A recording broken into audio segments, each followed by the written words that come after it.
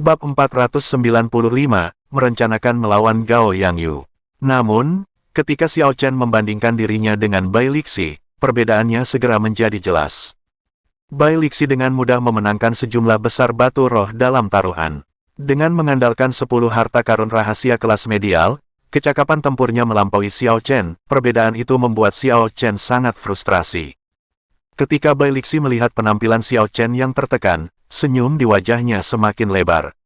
Dia tampak tidak tulus saat dia menghibur Xiao Chen, berkata, "Adik, jangan terlalu memikirkan ini. Saya hanya di depan Anda sementara. Namun, jalur kultivasinya panjang. Dalam hal potensi, saya tidak sebanding dengan Anda." Petik 2. Xiao Chen tersenyum pahit, "Sudahlah, jangan bicarakan ini lagi. Anda tidak menjadi sasaran sekarang, kan? Bantu saya membuat beberapa pertanyaan. Lihat siapa orang yang mencoba mencari berita tentang saya." Petik 2. Terkejut, Bai Lixi bertanya, "Apa yang ingin kamu lakukan?" "Saya sudah membuat pengaturan. Saya jamin Anda bisa meninggalkan Desolate City malam ini." Petik 2. Xiao Chen berkata, "Lakukan saja apa yang aku katakan.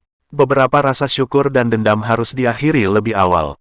Kalau tidak, itu hanya akan menghasilkan masalah di masa depan." Petik 2. Bahkan jika seseorang menghilang, teman atau keluarganya mungkin akan dirugikan. Saya tidak ingin meninggalkan penyesalan untuk diri saya sendiri, penyesalan yang akan sulit untuk dipulihkan. Bai Lixi memikirkannya sebentar, tapi dia masih tidak setuju dengan alasan Xiao Chen. Dia berkata, "Gao Yangyu tidak mudah dihadapi. Dia menjadi terkenal sejak lama di pulau-pulau selatan.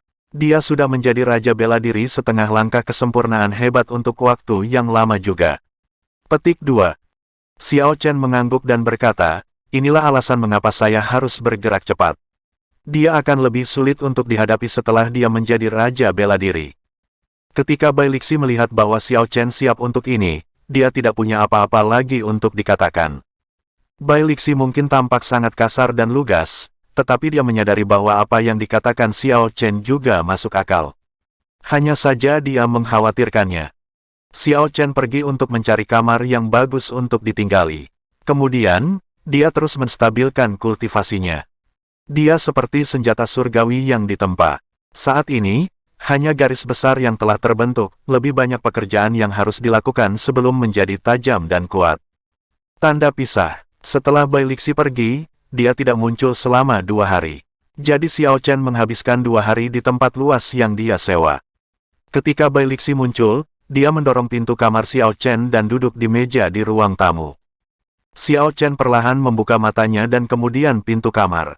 Ketika dia melihat Bai Lixi yang agak lelah, dia bertanya, "Apakah kamu berhasil mendapatkan informasinya?"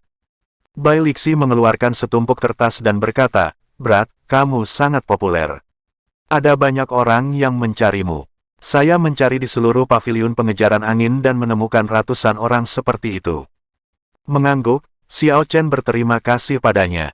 "Kamu bekerja sangat keras. Berapa banyak batu roh yang Anda habiskan? Saya akan mengembalikan uang Anda." Petik 2. Bai Lixi terkekeh. "Jangan khawatir tentang uang. Saya mungkin kekurangan banyak hal, tetapi uang bukanlah salah satunya. Aku akan pergi dulu. Berteriak saja saat kau membutuhkanku. Jangan bertindak gegabah sendirian, saya tersedia setiap saat untuk saudara saya." Dia sudah menebak apa yang ingin dilakukan Xiao Chen. Dengan mengucapkan kata-kata ini, itu sudah sama baiknya dengan dia membantu Xiao Chen. Orang ini agak menarik. Ada seluruh tumpukan informasi di atas meja. Laporan tersebut memperkenalkan kekuatan, dukungan, dan informasi pribadi setiap orang yang mencari Xiao Chen. Di bagian bawah bahkan ada beberapa evaluasi profesional tentang mengapa orang-orang ini mencarinya. Informasi terperinci benar-benar memberi Xiao Chen pelajaran. Dia sekarang mengerti mengapa dia begitu mudah ditemukan. Pialang informasi di Desolate City yang dikenal sebagai Wind Chasing Pavilion benar-benar rumit. Tanda pisah. 4 jam kemudian, Xiao Chen selesai melihat semua informasi di atas meja. Kemudian, dia menghabiskan 1 jam lagi untuk mengkategorikannya. Kelompok pertama tidak mengancam, terdiri dari sekte-sekte besar yang tak kenal lelah yang mencoba mengulurkan cabang zaitun kepadanya. Kelompok kedua agak menarik, terdiri dari para pemuda yang ingin menantangnya, memanfaatkannya untuk menjadi terkenal. Ada banyak dari mereka. Tidak perlu terlalu peduli tentang dua kelompok pertama. Mereka tidak memiliki niat jahat terhadap Xiao Chen. Adapun kelompok ketiga, ini adalah bahaya yang harus dia waspadai. Qin Yu dari Holy Fire Manor telah menghabiskan banyak uang 3 kali untuk melacak lokasi Xiao Chen. Dia bahkan meminta Win Chasing Pavilion untuk mengawasi pergerakannya, ingin mereka memberitahunya ketika Xiao Chen meninggalkan kota. Xiao Chen berpikir kembali sebentar dan mengingat siapa Qin Yu ini. Dia adalah tetua sekte dalam Holy Fire Manor yang telah dia rebut dari Demon Core tingkat tinggi di Demon Battlefield. Sepertinya orang ini bersiap untuk menyergapku ketika aku keluar kota. Dia juga seorang raja bela diri setengah langkah kesempurnaan besar, dia tidak akan mudah untuk dihadapi. Xiao Chen melanjutkan membaca dan menemukan catatan Gao Yangyu, dia pergi ke Win Chasing Pavilion bersama dengan Qin Yu. Xiao Chen mengerutkan kening. Dua raja bela diri setengah langkah kesempurnaan besar bekerja melawannya. Ini akan sulit untuk ditangani. Ketika Xiao Chen melihat ke bawah dan melihat analisis Win Chasing Pavilion, matanya menjadi cerah dan senyum muncul di wajahnya. Tanpa diduga, Gao Yangyu tidak tinggal bersama Holy Fire Manor. Xiao Chen merasa terkejut dengan kesempatan seperti itu. Namun, tidak ada laporan tentang Chu Chaoyun di tumpukan informasi. Ini membuat Xiao Chen curiga. Jika orang ini tidak pergi melalui Win Chasing Pavilion untuk menemukannya, lalu bagaimana dia melakukannya? Xiao Chen tidak bisa memikirkan jawaban untuk ini, jadi dia mengesampingkan pertanyaan ini untuk sementara. Setelah dia menghancurkan informasinya, dia memanggil Bai Lixi untuk menjelaskan rencananya. Kamu ingin mengambil inisiatif untuk berurusan dengan Gao Yangyu sebelum memusnahkan cabang Desolate City dari Holy Fire Manor. Ketika Bai Lixi mendengar rencana Xiao Chen, dia tidak bisa tidak menunjukkan ekspresi terkejut. Xiao Chen berkata dengan tenang, itu benar. Kami tidak bisa memberikan Gao Yangyu kesempatan untuk bekerja dengan Qin Yu. Kalau tidak, kami tidak akan punya peluang. Petik 2. Bai Lixi berpikir sejenak sebelum tertawa terbahak-bahak. Brat, kamu benar-benar berani. Aku, Old Bai, akan membantumu. Kelompok orang itu masih menunggumu meninggalkan kota. Mereka tidak akan mengharapkan Anda mengambil inisiatif untuk menyerang mereka. Katakan saja apa yang harus kulakukan. Xiao Chen menatap Bai Lixi dalam-dalam dan berkata, apakah kamu tidak takut? Bai Lixi terkekeh dan berkata, saya seorang bujangan, saya tidak perlu takut. Sekarang zaman para jenius mulai tumbuh, siapa sebenarnya yang akan menjadi karakter utama zaman ini? Aku, Old Bai, mengira itu kamu. Jika saya benar tentang ini dan Anda benar-benar karakter utama zaman ini, manfaat yang akan saya peroleh akan jauh lebih banyak daripada yang saya investasikan. Petik 2. Zaman para jenius telah tiba, usia yang hebat menimpa semua orang. Kaisar bela diri pasti akan muncul. Jika seseorang memainkan kartu mereka dengan benar, mereka mungkin bisa mendapatkan persahabatan dari kaisar bela diri masa depan. Manfaat ini jauh lebih baik daripada harta alam, inti roh, atau obat ajaib apapun setidaknya 1000 atau bahkan 10.000 kali. Xiao Chen tersenyum tipis dan berkata, saya tidak terlalu peduli dengan siapa karakter utamanya. Jika Anda membantu saya pasti akan mengingat bantuan ini. Petik 2. Setelah keduanya selesai berdiskusi, Bai Lixi pergi lagi. Dia pergi mencari kediaman Gao Yangyu dengan segala cara sementara Xiao Chen memulai persiapan terakhirnya. Xiao Chen mengeluarkan sisa kayu spiritual Wutong dari cincin semestanya. Kemudian, dia menutup matanya dan mulai meninjau ingatannya, mencari sesuatu yang berharga untuk diukir. Setelah beberapa saat, gambar naga banjir Frost peringkat 10 muncul di benaknya. Xiao Chen membuat pilihannya, karena dia akan melakukannya, dia akan menjadi besar. Tanda pisah. 3 hari kemudian, Bai Lixi menemukan tempat tinggal Gao Yangyu. Mereka telah menyelesaikan semua persiapan mereka. Saat malam tiba, Xiao Chen dan Bai Lixi segera berangkat. Desolate City adalah kota yang dibangun di sekitar air. Ada banyak sungai dan danau di dalam kota. Sebuah pavilion berada di tengah danau kecil di bagian utara Desolate City. Sebuah jalan kayu kecil yang berkelok-kelok terbentang dari pavilion ke pantai. Di area tersembunyi di dekat tepi danau, Xiao Chen berkata dengan heran, siapa bilang orang ini bangkrut? Dia tinggal sendirian di rumah yang begitu besar, ini bukan sesuatu yang bisa dilakukan oleh banyak pembudidaya. Bai Lixi tersenyum malu dan berkata, unta yang kelaparan masih lebih besar dari kuda yang gemuk. Lagi pula, orang ini telah menjalankan bisnisnya di kota gulat untuk waktu yang cukup lama. Dia pasti memiliki beberapa cadangan. Petik 2. Xiao Chen berkata dengan acuh tak acuh, ayo pergi. Bai Lixi mengeluarkan kapak besar di belakangnya. Ekspresi penghinaan muncul di wajahnya saat dia berkata, aku akan melakukan langkah pertama nanti. Keduanya menarik aura mereka dan berjalan diam-diam di jalan kayu yang berliku, menuju paviliun di tengah danau. Istirahat untuk orang tua ini. Ketika keduanya berada 100 meter dari paviliun, Bai Lixi tiba-tiba meletus. Kapaknya yang besar dengan cepat tumbuh lebih besar saat dia meneriakkan warkri.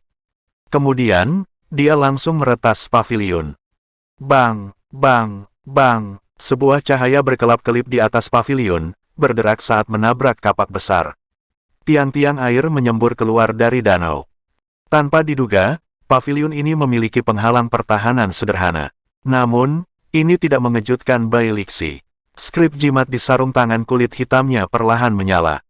Merusak. Bai Lixi berteriak lagi dan dia menggunakan kapaknya yang diperbesar untuk meretas sekali lagi. Ci, penghalang itu pecah dengan suara, kakak.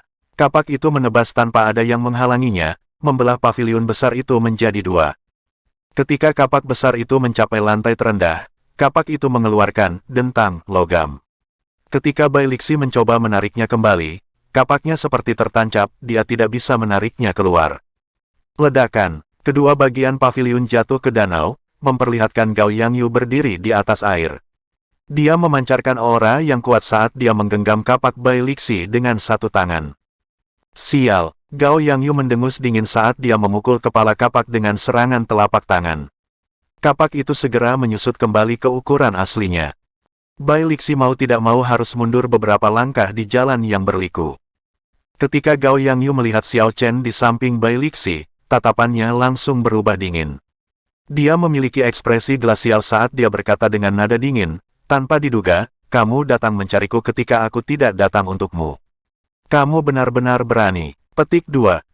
Bang! Gao Yangyu menginjak air dengan keras. Dinding air setengah lingkaran muncul di belakangnya saat sosoknya melintas.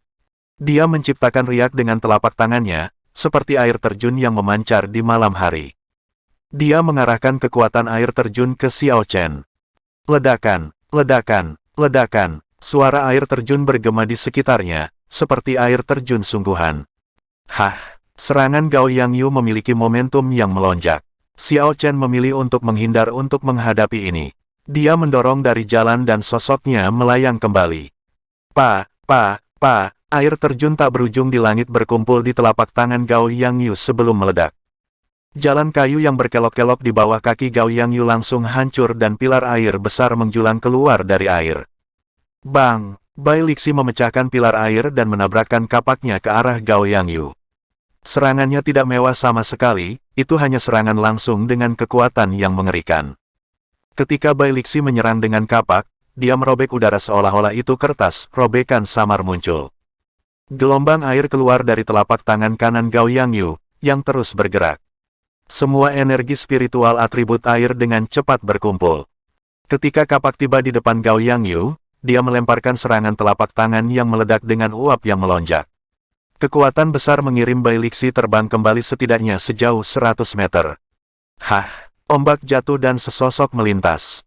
Itu adalah Xiao Chen yang maju untuk menyerang. Dia mengepalkan tangan kanannya erat-erat saat tato Azure Dragon di lengan kanannya berputar-putar. Bab 496, Membunuh Gao Yangyu. Raungan naga yang keras bergema di atas danau saat kepala naga muncul di depan kepalan tangan Xiao Chen. Kamu melebih-lebihkan dirimu sendiri. Kamu benar-benar berani menyerangku lebih dulu. Petik 2. Gao Yangyu tampaknya tidak panik. Dia membagi perhatiannya dan memindahkan esensnya untuk mengirimkan serangan telapak tangan lagi. Kepala naga berserakan dan Xiao Chen jatuh 3 kali di udara, menghilangkan kekuatan dari serangan telapak tangan. Dia mengubah tangan kirinya menjadi cakar. Cakar naga biru muncul dan ada lagi raungan naga yang bergema. Gao Yangyu memiringkan tubuhnya untuk menghindar, lalu sosoknya melintas dan tiba di sebelah kiri Xiao Chen. Dia bergerak maju dan mengirim serangan telapak tangan. Mengaum, Raungan naga terus bergema tanpa akhir. Xiao Chen mengepalkan tangan kanannya dan menggabungkan Vital Qi dan esensnya bersama-sama, berbenturan langsung dengan Gao Yangyu. Bang! Tinju dan telapak tangan bentrok dan danau yang semula tenang menjadi gelisah. Ombak membubung setinggi lebih dari 100 meter dari danau, memenuhi udara dengan air sebelum jatuh kembali seperti hujan. Gao Yangyu yang sebelumnya tak tergoyahkan akhirnya mundur 3 langkah setelah serangan ini. Namun, Xiao Chen berada dalam kondisi yang lebih menyedihkan daripada dia. Dia mundur 10 langkah sebelum dia bisa berdiri dengan stabil di atas air. Sebelum Gao Yangyu menemukan pijakannya, Bai Lixi dengan cepat bergegas ke atas air. Setiap langkah yang dia ambil mengandung kekuatan mentah, ketika kakinya mendarat, pilar air akan terangkat. Gao Yangyu memiliki ekspresi muram saat dia secara paksa menekan fluktuasi darah dan qi. Dia mengirimkan 2 serangan telapak tangan secara berurutan, angin menderu dan suara air terjun menderu terus-menerus. Kekuatan dari 2 serangan itu langsung menghalau serangan gelombang Bai Lixi. Bai Lixi mundur 2 langkah di atas air. Dia terkekeh dan berkata, "Orang tua, mengapa kamu tampak lemah? Ayo, terima serangan dari kapakku." Ketika seekor harimau turun ke dataran, ia akan diganggu oleh anjing. Gao Yangyu mengamuk di dalam hatinya. Biasanya, kedua orang ini bukan tandingannya. Namun, ketika mereka bekerja bersama, tidak ada waktu baginya untuk bernapas. Sebaliknya, dia merasakan ketidakberdayaan. Dia harus berurusan dengan salah satu dari mereka terlebih dahulu. Catatan TL, ketika seekor harimau turun ke dataran, itu akan diganggu oleh anjing. Ini adalah pepatah Cina yang berarti seorang pria yang kehilangan posisi dan pengaruhnya dapat mengalami banyak penghinaan. Gao Yangyu melihat sekeliling dan mengambil keputusan. Dia mendorong air dengan kuat dan danau terbelah. Dengan udara di bawah kaki Bai Lixi, dia langsung jatuh ke bawah, membuatnya merasa sangat tertekan. Gao Yangyu mengabaikan apa yang terjadi pada Bai Lixi, dia hanya mendengus dingin dan bergegas ke Xiao Chen dengan kecepatan kilat. "Aku hanya menunggumu." Sebuah kepala naga muncul di atas kepalan tangan kanan Xiao Chen dan sebuah cakar naga muncul di atas tangan kirinya yang terentang. Kemudian, ilusi naga azure muncul di belakangnya. Menggabungkan, Xiao Chen berteriak dan gambar naga di belakangnya mencapai kesempurnaan. Kemudian, dia meninju Gao Yangyu yang mendekat dengan tangan kanannya. Mengaum, raungan naga yang memekakkan telinga bergema di seluruh danau. Naga azure meninggalkan Xiao Chen dan kekuatan naga tertinggi menyebar ke permukaan danau. Riak muncul di danau dan berubah menjadi gelombang besar. Ekspresi Gao Yangyu segera berubah saat dia dengan cepat membentuk segel tangan. Setelah itu, air danau di bawahnya naik menjadi perisai di depannya. Kepala naga menabrak perisai air dan membelahnya. Ekor naga menyapu dan menabrak Gao Yangyu, membuatnya terbang. "Anda, beraninya kau merendam lelaki tua ini di dalam air." Bai Lixi, yang telah tenggelam ke dasar danau, menerobos permukaan air dan bergegas ke Gao Yangyu. Sarung tangan hitam yang dikenakan Bai Lixi menyala dengan cahaya biru, menyebabkan peningkatan ledakan kekuatan kapaknya. Ledakan, Gao Yangyu, yang baru saja mengalami serangan, tertangkap basah. Kapak Bai Lixi membantingnya ke dalam air dan membuatnya jatuh jauh sebelum dia berhenti. "Apakah kamu benar-benar berpikir bahwa aku akan mencarimu jika aku hanya sedikit percaya diri?" Xiao Chen berkata tanpa ekspresi kepada Gao Yangyu saat dia berjalan ke arahnya di atas air. Ketika Gao Yangyu mencari masalah untuk Xiao Chen berulang kali di kota gulat, dia mungkin tidak menyangka situasi seperti ini akan menimpanya hari ini. Gao Yangyu berdiri dengan agak sedih dan menatap 2 orang yang mendekat. Dia meraung dengan ganas dan bergegas ke arah mereka.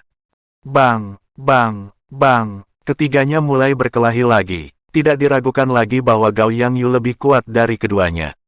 Namun, Xiao Chen dan Bai Lixi sangat sabar. Mereka tidak membuat kesalahan dalam gerakan mereka saat mereka bekerja sama untuk membuatnya lelah. Setelah satu orang menyelesaikan gerakannya, orang lain akan segera menindaklanjuti. Mereka tidak memberi Gao Yangyu waktu untuk mengatur napas. Seiring berjalannya waktu perlahan, luka dalam yang ditekan Gao Yangyu semakin parah, tekanan menumpuk di dalam dirinya. Jika dia tidak bisa menekan luka dalam dan membiarkannya keluar, dia akan berada dalam bahaya. Di sisi lain, Xiao Chen dan Bai Lixi memiliki kesempatan untuk mengambil nafas, mereka tidak menderita luka dalam di tubuh mereka. Saat pertempuran semakin sengit, mereka menekan Gao Yangyu lebih dekat. Tidak, saya tidak bisa membiarkan ini terus berlarut-larut. Jika tidak, disinilah saya akan menemui ajal saya. Aku benar-benar tidak menyangka bocah ini bisa tumbuh ke level seperti itu dalam waktu 2 bulan. Gao Yangyu melakukan yang terbaik untuk melakukan gerakan besar yang menyebabkan gelombang melonjak kuat, menjatuhkan keduanya. Gao Yangyu menyeka darah dari sudut bibirnya. Kemudian, dia tersenyum dingin, aku memang bukan tandingan kalian berdua saat bekerja bersama. Namun, Anda juga tidak akan bisa menghentikan saya untuk pergi. Tunggu saja untuk menanggung amarahku. Selama ada perbukitan hijau, orang tidak perlu khawatir dengan kayu bakar. Gao Yangyu adalah orang yang pragmatis, dia mengerti bahwa jika dia pergi duluan dan bekerja sama dengan Qin Yu, dia tidak perlu takut pada keduanya. Catatan TL, selama bukit-bukit hijau ada di sana, orang tidak perlu khawatir tentang kayu bakar, ini adalah pepatah Cina untuk sementara ada kehidupan, ada harapan. Ini memang kasusnya, mengingat kekuatan keduanya, akan mudah bagi mereka untuk mengalahkan Gao Yangyu. Namun, akan lebih sulit bagi mereka untuk membunuhnya.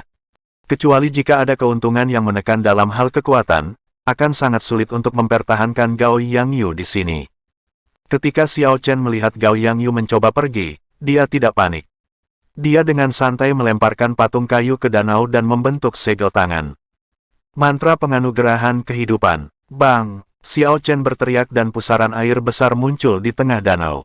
Semua air di danau mengalir ke pusaran air. Raungan naga datang dari dalam pusaran air saat naga banjir menerobos air. Sebuah beliung melonjak bersama dengan naga banjir. Pada saat ini, Gao Yangyu merasakan ada sesuatu yang salah. Jadi, dia berbalik untuk melihat. Gao Yangyu melihat Frost Flood Dragon sepanjang 200 meter hampir 1 meter di belakangnya. Kepala naganya yang besar berada tepat di hadapannya. Pak, sebelum Gao Yangyu bisa bereaksi, Frost Flood Dragon menembakkan untaian ki dingin ke arahnya. Ki dingin menyebabkan es terlihat terbentuk saat bergerak di udara sebelum menabrak dada Gao Yangyu. Semua luka dalam yang dia tekan keluar. Puci, Gao Yangyu memuntahkan seteguk besar darah saat dia jatuh di air seperti layang-layang yang rusak.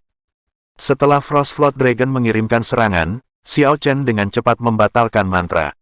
Sebuah patung kayu jatuh dan dia menariknya dengan kekuatan isap. Retakan muncul di patung kayu, itu tampak seperti itu akan pecah setiap saat. Xiao Chen mengerutkan kening dan berkata, sepertinya menggunakan kayu spiritual Wutong untuk membuat naga banjir peringkat 10 terlalu berharap banyak. Saya mungkin bisa menggunakan ini hanya sekali lagi. Petik 2.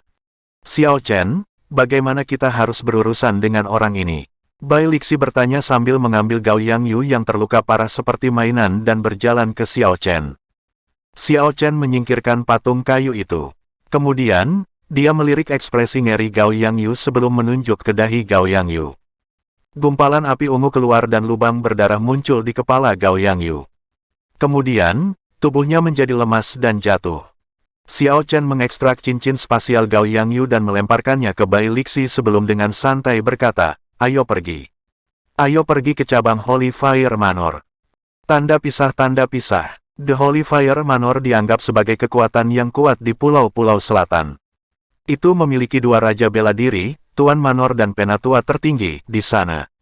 Dengan 2 raja bela diri yang bonafit menahan benteng, ditambah 12 raja bela diri setengah langkah, mereka memang faksi yang agak kuat di pulau-pulau selatan. Namun, dengan latar belakang seluruh tanah sunyi kuno, sejumlah kecil kekuatan ini tidak berarti banyak. Ini cukup jelas dari cabang Desolate City dari Holy Fire Manor. Ketika membandingkan tanah yang ditempati oleh cabang kota sunyi dari Holy Fire Manor dan Pavilion 1000 Pedang, Holy Fire Manor lebih rendah. Meskipun Holy Fire Manor memiliki semua kebutuhan dan fasilitas seperti fitur air, gunung palsu, pavilion, gazebo, dan taman bunga, ukurannya jauh lebih kecil. Jika dilihat dari langit, semua bangunan dan fitur ini tampak sempit. Di aula samping yang tenang dengan dekorasi polos di halaman, Leng Yun dan Qin Yu duduk di meja teh, bermain catur dengan santai.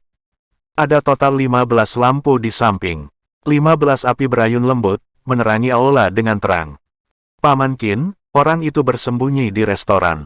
Apakah dia tidak berpikir untuk meninggalkan Desolate City? Old Qin tersenyum tipis saat dia bergerak di papan catur. Kemudian, dia berkata, Xiao Yun, bersabarlah.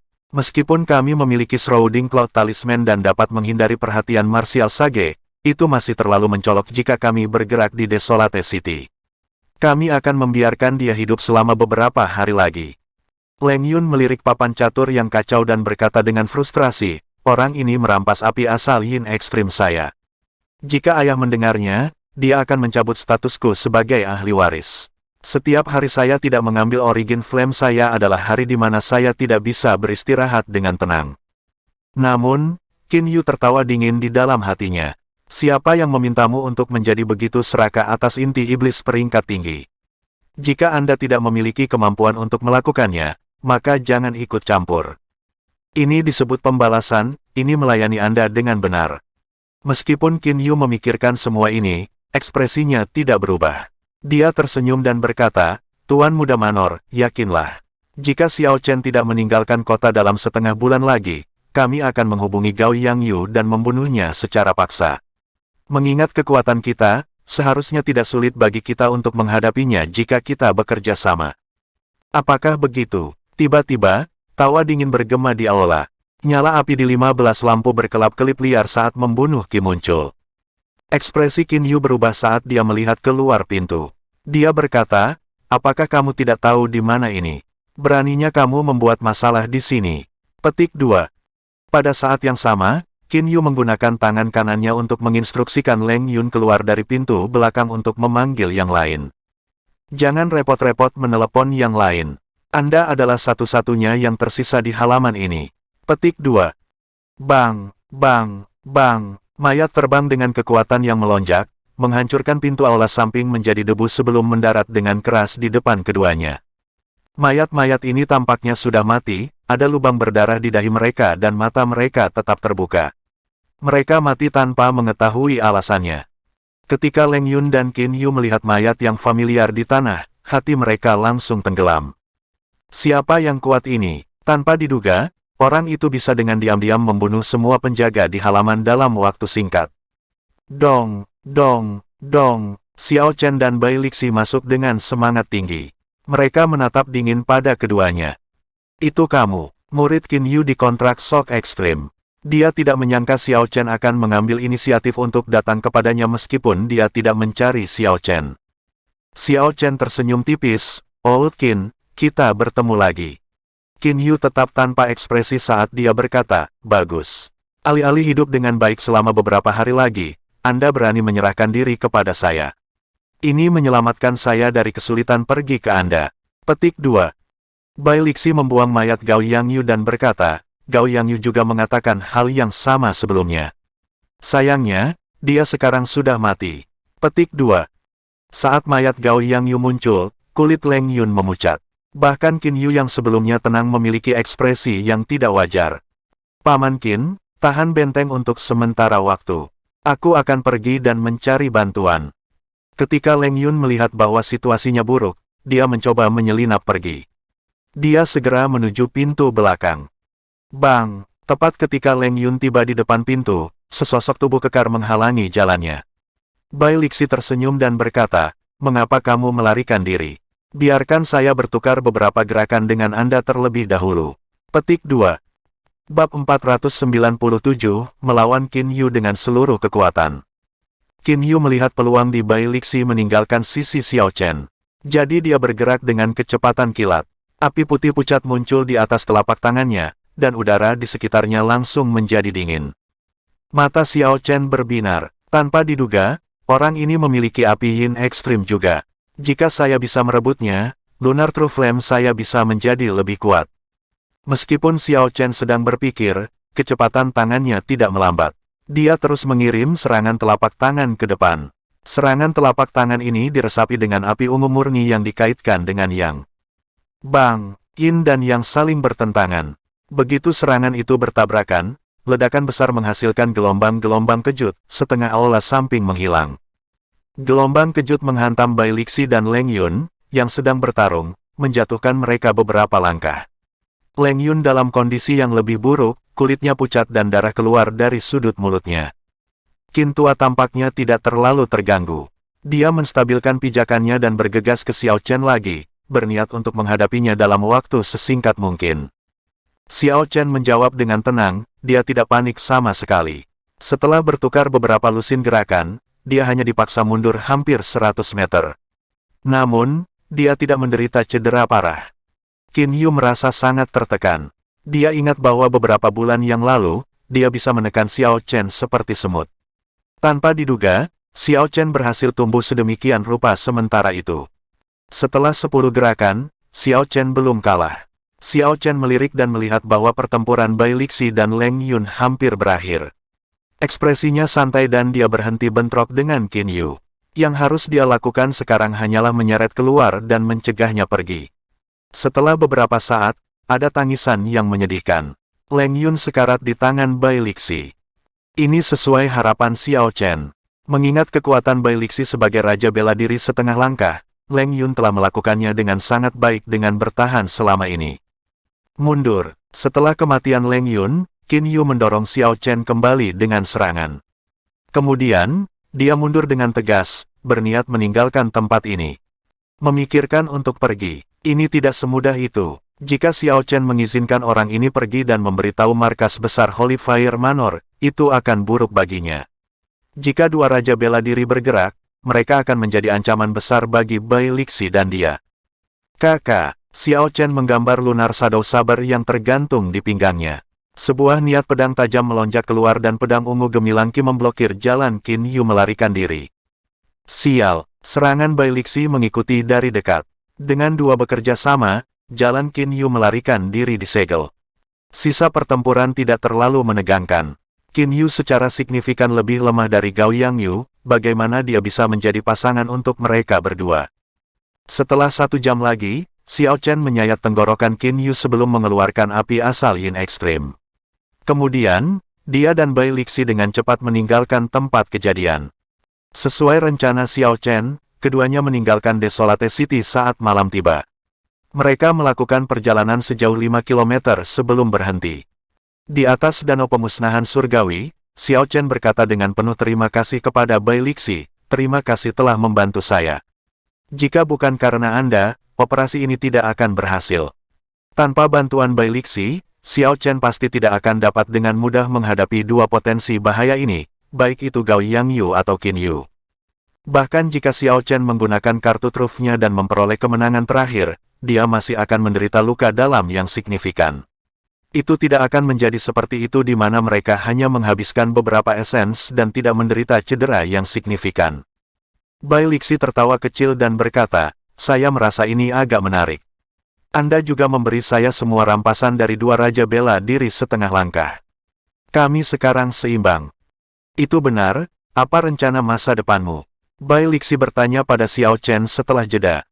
Xiao Chen berkata dengan jujur, saya bermaksud pergi ke medan perang laut dalam, untuk meredam diri saya di sana dan membuat ki pembunuhan saya lebih padat. Xiao Chen memperoleh status pembantaiannya dari tahta merah. Pada akhirnya, itu bukan miliknya. Rasanya tidak enak ketika dia menggunakannya. Jadi, medan perang laut dalam ini adalah tempat yang harus dia tuju. Bai Lixi tertawa dan berkata, kebetulan sekali, aku juga akan pergi ke medan perang laut dalam. Medan perang kelas 3 Laut Dangkal Timur akan segera dimulai. Saya berencana untuk pergi dengan beberapa teman. Jika Anda tidak keberatan, Anda bisa ikut dengan kami. Petik 2.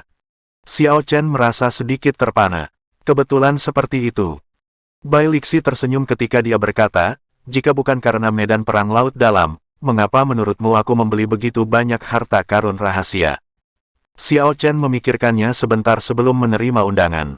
Dia tidak tahu banyak tentang tempat itu, jika dia pergi dengan Bai Lixi, dia akan bisa menyelamatkan dirinya dari banyak masalah. Tanda pisah, kota pelabuhan paling timur dari bangsa Chu besar. Banyak kapal dagang masuk dan keluar dari pelabuhan yang sibuk. Xiao Chen dan Bai Lixi berdiri di pelabuhan, tetapi mereka tidak terburu-buru untuk naik kapal. Laut Dangkal Timur secara alami terletak di sebelah timur benua. Jika mereka ingin menghemat waktu, mereka hanya bisa pergi ke negara Chu besar, yang berada di wilayah timur benua. Setelah meninggalkan kota Desolate, Xiao Chen dan Bai Lixi melakukan perjalanan dengan kecepatan penuh selama 7 hari 7 malam untuk mencapai pelabuhan ini. Bai Lixi, ngomong-ngomong, siapa sebenarnya temanmu? Anda belum bersedia memberitahu saya siapa dia. Apakah ada kebutuhan untuk menjadi begitu misterius? Setelah meninggalkan tanah sunyi kuno, keduanya santai. Tidak peduli seberapa kuat Holy Fire Manor itu, mereka tidak akan dapat memperluas jangkauan mereka ke Great Chu Nation. Saat mereka mengobrol, mereka tidak memiliki kekhawatiran. Bai Lixi tersenyum dan berkata, kamu akan tahu kapan dia tiba, dan itu akan menjadi kejutan yang menyenangkan. Meskipun menanyakan Bai Lixi beberapa kali, Xiao Chen selalu menerima jawaban yang sama. Jadi Xiao Chen hanya bisa membiarkannya. Namun, Bai Lixi telah memancing rasa penasaran Xiao Chen. Orang seperti apa yang bisa memberinya kejutan yang menyenangkan? Terakhir kali, 10 dari kami pergi ke medan perang tetapi hanya 2 dari kami yang selamat, kata Bai Lixi setelah menghela nafas panjang. Xiao Chen bertanya, seperti apa sebenarnya medan perang laut dalam? Bisakah Anda memberitahu saya lebih detail? Petik 2. Bai Lixi bergumam, kurasa sudah waktunya untuk memberitahumu.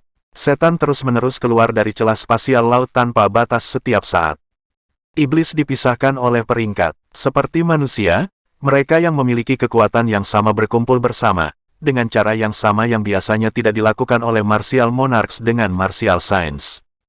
Kekuatan laut tanpa batas mengkategorikan zona di mana iblis aktif menjadi 6 tingkatan, berdasarkan kekuatan iblis yang berbeda.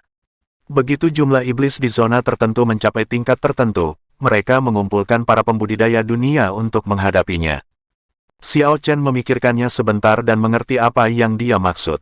Kemudian, Xiao Chen bertanya, apakah Battlefield kelas 6 pernah dimulai?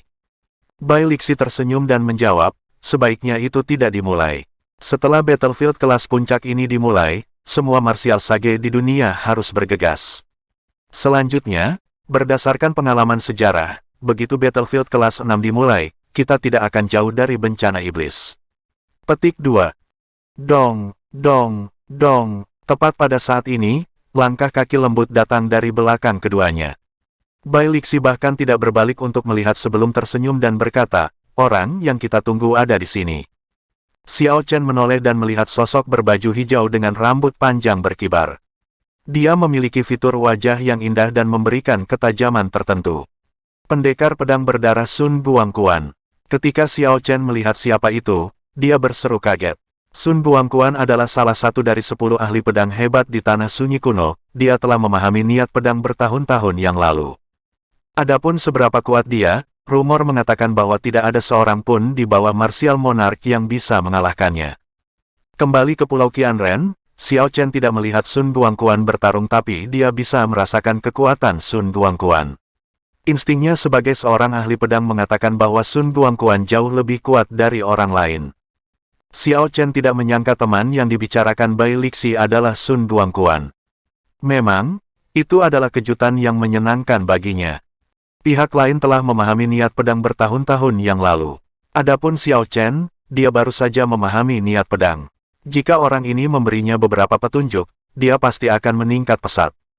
Sun Guangquan mengukur Xiao Chen dengan sekali pandang dan segera merasakan niat pedang berdengung di tubuh Xiao Chen. Dia sedikit tercengang saat menebak identitas Xiao Chen. Bai Lixi tersenyum dan berkata, matahari tua, kamu pasti pernah mendengar nama Xiao Chen sebelumnya kan? Dia akan ikut dengan kita ke Deep Sea Battlefield kali ini.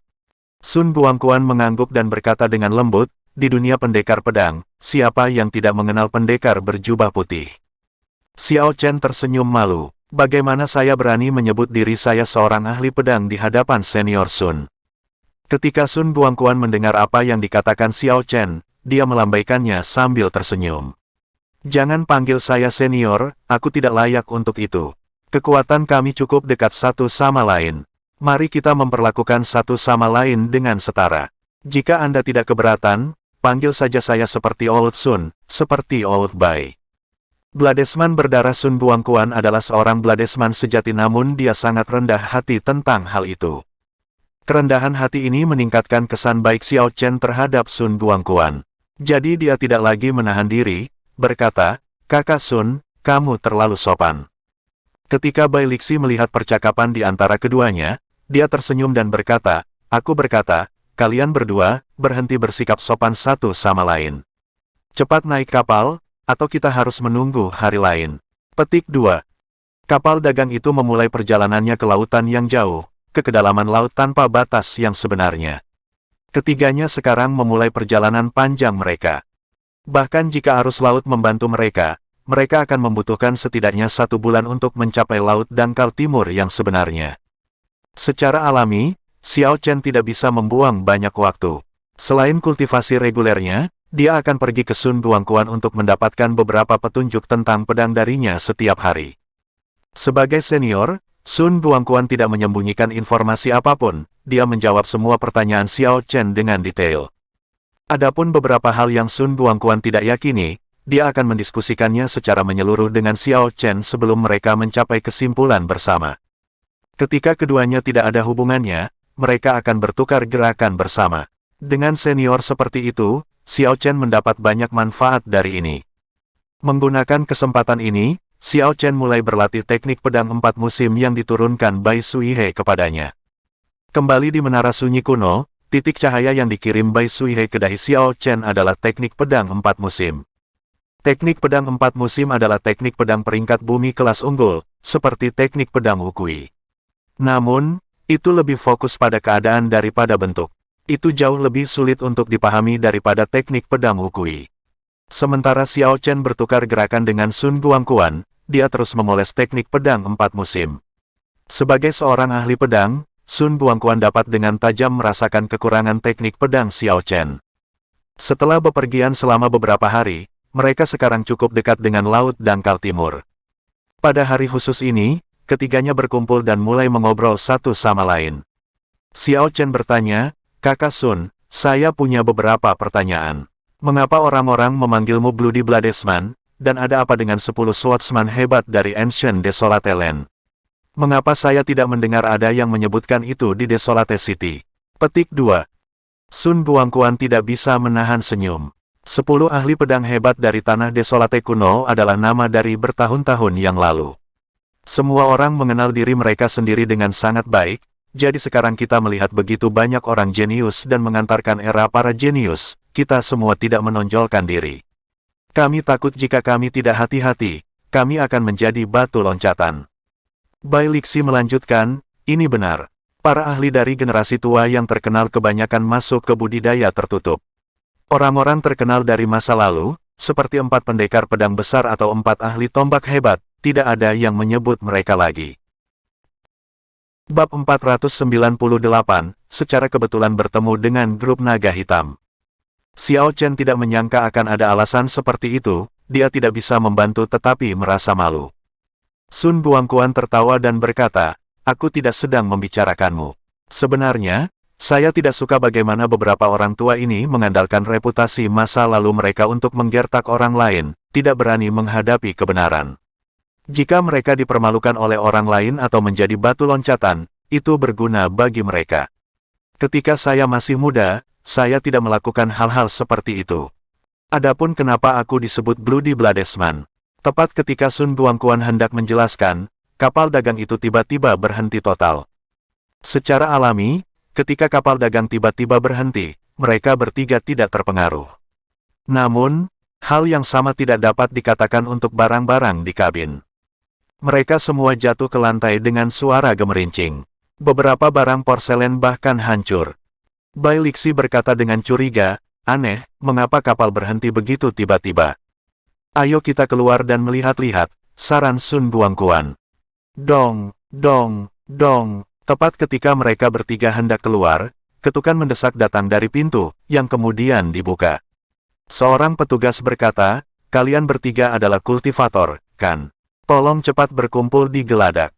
Xiao Chen bertanya, "Apa yang terjadi? Apakah kita bertemu dengan bajak laut?" Petugas itu menyunggingkan senyum jelek dan berkata, "Ini sesuatu yang bahkan lebih bermasalah daripada bajak laut. Itu armada grup naga hitam." Kelompok naga hitam, Bai Lixi dan Sun Guangquan tidak bisa tidak saling bertukar pandang. Mungkinkah mereka ingin kita membantu melawan grup naga hitam? Ini agak sulit. Petugas itu berkata, "Tidak, ini adalah permintaan dari grup naga hitam." Mereka ingin semua pembudidaya bersiap untuk berpartisipasi di Battlefield kelas 3 untuk berkumpul di Geladak. Petik 2. Grup Naga Hitam adalah kekuatan terkuat di Laut Tanpa Batas. Armada mereka tersebar di keempat penjuru Laut Tanpa Batas. 5.000 tahun yang lalu, Grup Naga Hitam berperang besar dengan Istana Naga Surgawi Laut Timur, yang mengakibatkan Istana Naga Hitam sebelumnya menduduki setengah dari pulau-pulau di Laut Dangkal Timur dan menjadi tiran Laut Tanpa Batas.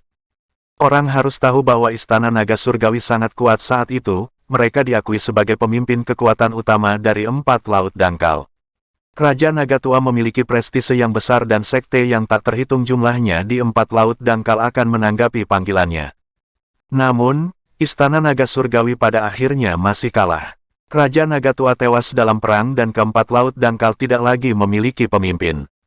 Grup Naga Hitam telah menarik kekuatan tertinggi dan menjadi tiran 4 lautan dari kekuatan laut luar, memonopoli semua rute perdagangan laut. Dalam perjalanan ke dek, Bai Lixi memberi Xiao Chen penjelasan singkat tentang beberapa hal mengenai Grup Naga Hitam, yang membuat Xiao Chen gelisah. Xiao Chen tidak menyangka Laut Tanpa Batas yang jauh memiliki kekuatan sebesar itu seperti Grup Naga Hitam. Dia belum pernah mendengar tentang mereka sebelumnya di benua itu. Sun Guangquan berkata, namun, Istana Naga Surgawi telah menjadi jauh lebih kuat daripada sebelumnya. Sekarang, Grup Naga Hitam tidak lagi menguasai Laut Dangkal Timur. Jadi jangan terlalu memikirkan ini. Ayo pergi ke Geladak dulu dan lihat apa yang mereka rencanakan. Ratusan pembudidaya sudah berdiri di dek kapal dagang yang luas. Kultivasi mereka tidak rendah, yang terlemah adalah Raja Bela Diri kelas superior. Xiao Chen melihat melalui kerumunan dan bahkan menemukan 3 Raja Bela Diri setengah langkah. 6 kapal perang hitam menunggu di depan kapal dagang. Kapal perang memiliki port meriam mereka terbuka dan meriam energi iblis kuno mengintip keluar, berkilauan dengan cahaya dingin. Meriam energi iblis kuno sangat kuat. Jika itu diisi dengan batu roh kelas rendah, satu tembakan bisa sangat melukai orang suci bela diri. Jika diisi dengan batu roh kelas medial, itu bisa melukai Raja Bela Diri kelas rendah dengan mudah. Jika itu diisi dengan batu roh kelas superior, bahkan Raja Bela Diri harus berhati-hati untuk tidak menghadapi tembakan secara langsung.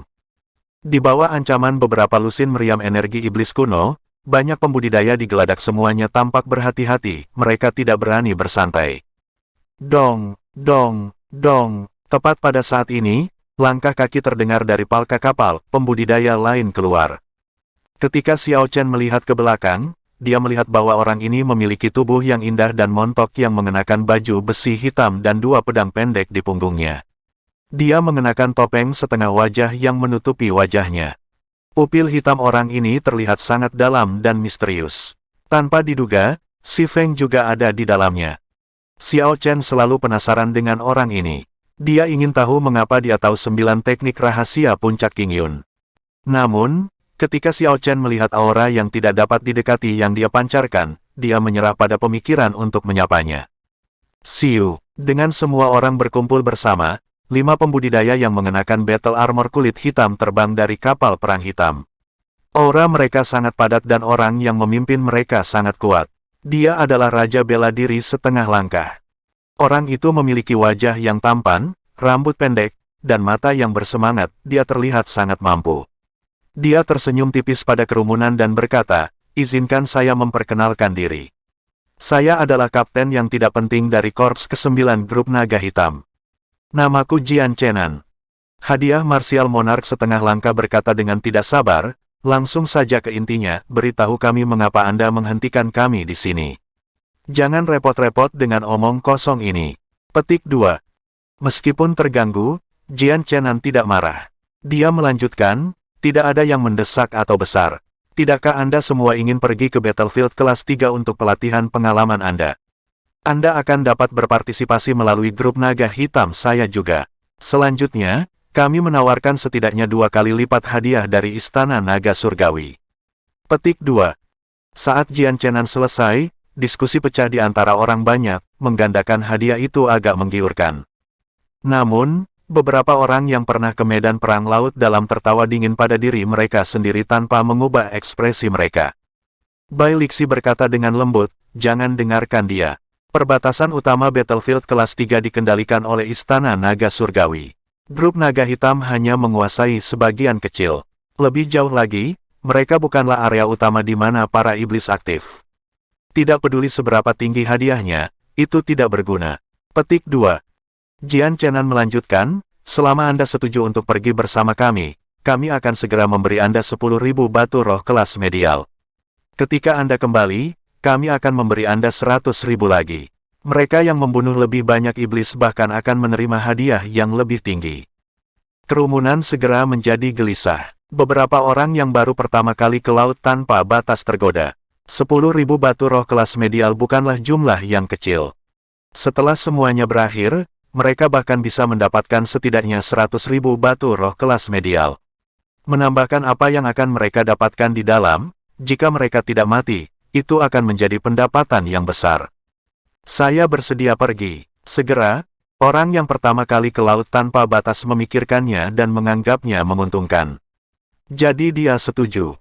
Jian Chenan langsung mengeluarkan beberapa kotak batu roh dan menyerahkannya ke pihak lain. Dia tersenyum dan berkata, Anda membuat keputusan yang tepat, naiklah ke kapal kami.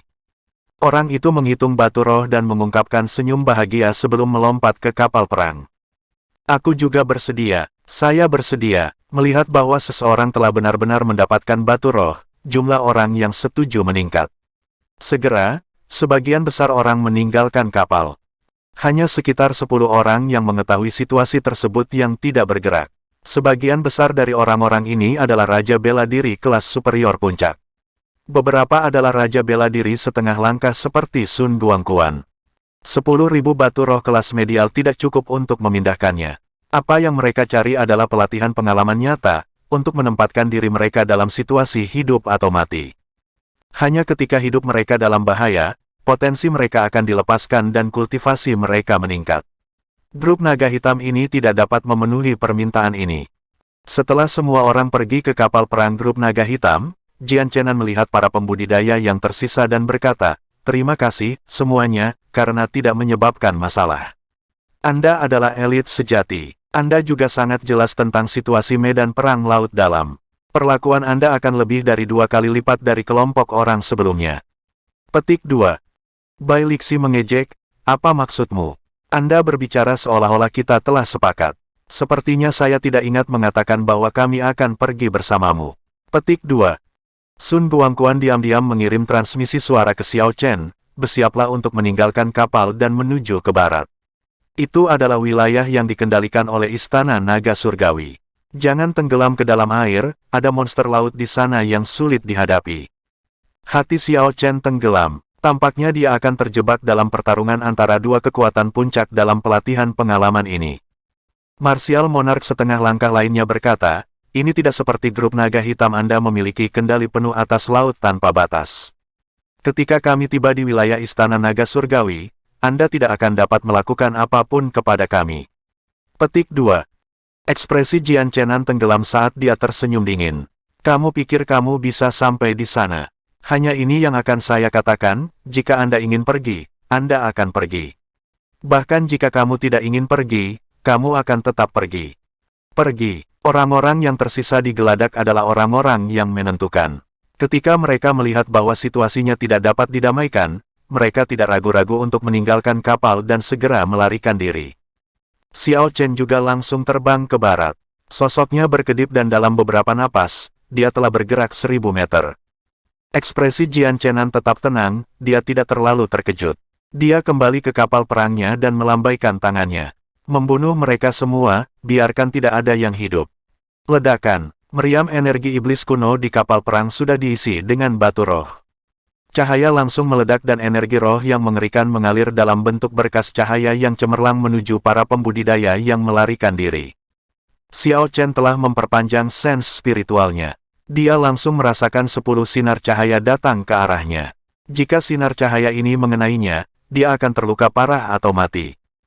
Sebuah sambaran petir menyambar, Xiao Chen menggunakan Lightning Evasion untuk bergerak 100 meter secara instan.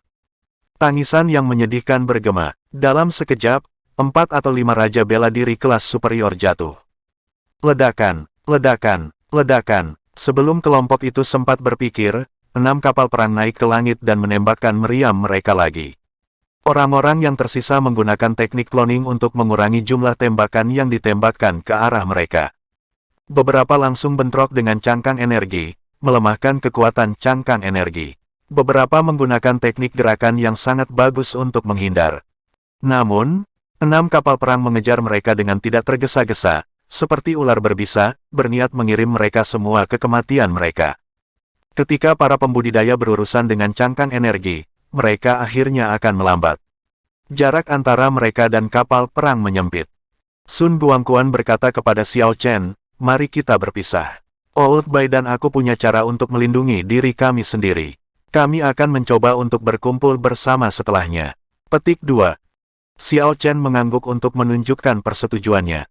Hanya ini yang bisa mereka lakukan untuk saat ini. Jika mereka tetap bersama, mereka akan menghadirkan target yang lebih besar. 6 kapal perang, dengan total 60 meriam energi iblis kuno, tidak pernah berhenti menembak. Xiao Chen mengeksekusi seni melonjak awan Azure Dragon hingga batasnya, memutar dan bergerak di langit. Apakah menerbangkan atau menembakkan meriam energi iblis kuno, kapal perang harus menghabiskan banyak batu roh. Kapal perang tidak akan mengejar mereka tanpa henti. Yang harus dilakukan para pembudidaya adalah bertahan sampai akhir, dan mereka akan dapat melepaskan diri dari pengejaran. Namun, ini mudah diucapkan tetapi sulit dilakukan. Dari 10 orang yang asli, mereka sekarang hanya tersisa 7 atau 8. Pada saat ini, perbedaan antara Raja Bela Diri setengah langkah dan yang lainnya terlihat jelas. Bab 499, 9 Teknik Rahasia Puncak King Yun. 3 Raja Bela Diri setengah langkah berada di paling depan. Selama mereka bertahan lebih lama lagi, mereka akan lolos dari jangkauan cangkang energi. Apa yang Xiao Chen temukan lebih mencengangkan adalah Bai Lixi. Orang ini mengandalkan pertahanan tubuh fisiknya yang kuat dan 5 atau 6 harta karun rahasia padanya untuk sepenuhnya mengabaikan cangkang energi. Dia mengalami beberapa serangan dan berada di depan semua orang. Dada Xiao Chen menegang. Jika orang-orang ini keluar dari jangkauan, meriam akan fokus padanya dan pembudidaya yang lebih lemah lainnya, membuat situasi mereka semakin sulit. Saya tidak bisa menyeret ini keluar. Saya harus menggunakan kartu truf saya. Kalau tidak, saya bahkan tidak akan memiliki kesempatan untuk menggunakannya. Setelah Xiao Chen mengambil keputusan, dia tidak lagi ragu-ragu. Sebuah kapal perang perak keluar dari mata kanannya dan dia dengan cepat naik dengan kecepatan kilat. Bang, bang, beberapa sinar cahaya segera menghantam kapal perang perak, mengguncangnya dengan keras. Xiao Chen menginjak, menstabilkan kapal, dan dengan cepat terbang ke barat. Dengan kapal perang untuk mengambil serangan untuknya, Xiao Chen tidak perlu lagi khawatir. Tidak perlu baginya untuk menghindar. Jadi kecepatannya meningkat. Namun, kapal perang perak tidak memiliki formasi pertahanan. Itu tidak akan bertahan lama. Segera, retakan muncul di atasnya. Xiao Chen tidak peduli dengan retakan di kapal. Dia hanya menekan, bergegas pergi dengan kecepatan penuh. Formasi pada sepatu api darah mulai bersinar, teknik rahasianya siap untuk aktivasi. Bang! Akhirnya, kapal perang perak tidak tahan lagi. Itu hancur menjadi bintik-bintik cahaya yang tak terhitung jumlahnya sebelum kembali ke mata kanan Xiao Chen. Xiao Chen tidak panik sama sekali. Begitu kapal perang hancur, dia mengaktifkan teknik rahasia sepatu api darah, kecepatannya langsung meroket ke Mach 4. Xiao Chen berubah menjadi seberkas cahaya ungu dan bergerak jauh dalam sekejap, meninggalkan cangkang energi yang menargetkannya jauh di belakang. Dalam 500 meter lagi, Xiao Chen akan berada di luar jangkauan meriam energi iblis kuno. Namun, dia sekarang telah menarik banyak perhatian. Selanjutnya, Raja Bela Diri setengah langkah telah melarikan diri dari jangkauan meriam. Gelombang serangan berikutnya akan lebih ganas dari sebelumnya. Saatnya bangkrut dan mempertaruhkan segalanya. Ekspresi Xiao Chen berubah serius saat dia meletakkan tangan kanannya di gagang pedangnya. Dia menutup matanya dan menggunakan sense spiritualnya untuk menemukan semua berkas cahaya yang menargetkannya. Xiao Chen memfokuskan dirinya. Keadaan guntur dan niat pedangnya muncul dengan tenang. Tiba-tiba, dia membuka matanya dan berteriak, "Hancurkan!" Lunar Shadow Saber berubah menjadi sambaran petir saat meninggalkan sarungnya. Sepertinya Xiao Chen telah menumbuhkan mata di belakang kepalanya. Dia menyerang 12 kali, mengirimkan pedang ungu Qi yang diresapi dengan niat pedang yang tak terbatas dan keadaan guntur pada berkas cahaya yang gemerlap. Bang, bang, bang, ledakan hebat bergema di udara. Gelombang kejut melonjak dan ruang berfluktuasi. Xiao Chen menghabiskan 3/4 dari esensnya pada 12 serangan ini. Ini adalah serangan terkuat yang bisa dia keluarkan dalam satu napas. Setelah dia menyelesaikan 12 serangan, dia tampak kehabisan tenaga. Keringat mengucur dari dahinya. Namun, 9 berkas cahaya kuat yang menuju ke arahnya diblokir secara paksa. Kembali ke unggulan grup naga hitam, Jian Chenan melihat sosok putih memecahkan 9 cangkang energi dari meriam energi iblis kuno. Keheranan memenuhi wajahnya. Ini adalah pertama kalinya Jian Chenan melihat orang muda seperti itu meledak dengan kekuatan seperti itu dalam rentang waktu yang singkat. Bahkan orang-orang dari generasi yang lebih tua merasa prestasi ini sulit dilakukan. Bahkan jika mereka memiliki esens yang padat, jika kekuatan ledakan mereka tidak cukup kuat, mereka mungkin tidak akan mampu melakukannya. Ketika Jian Chenan melihat bahwa Xiao Chen berhasil melarikan diri dari jangkauan meriam, dia bertanya kepada para pembudidaya dari benua Tianwu, siapa orang ini? Apakah kamu kenal dia? Dia tampak seperti bladesman berjubah putih bangsa Qin besar. Namun, saya tidak yakin apakah itu dia. Sulit untuk memastikannya, kata seseorang dengan lembut. The White Robed Bladesman, Jian Chenan mengerutkan kening dan menggelengkan kepalanya. Saya harap dia hanya seorang jenius biasa. Kalau tidak, akan bermasalah jika kita membiarkan orang jenius seperti itu melarikan diri. Petik 2. Tanda pisah tanda pisah. Xiao Chen duduk di permukaan laut yang luas. Yang dia lihat hanyalah gelombang ombak. Saat dia duduk di sana, dia membiarkan ombak mendorongnya ke depan. Xiao Chen memegang 4 batu roh kelas medial di tangannya saat dia dengan cepat memulihkan esensnya yang kelelahan. Dia telah menghabiskan terlalu banyak esens sebelumnya dan harus mengisinya sesegera mungkin.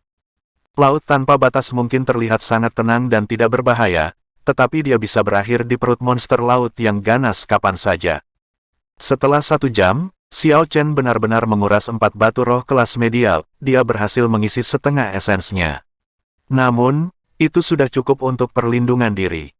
Xiao Chen membuang batu roh yang terkuras dan melihat ke bawah ke laut. Perairan laut dalam tidak bisa menghalangi penglihatannya.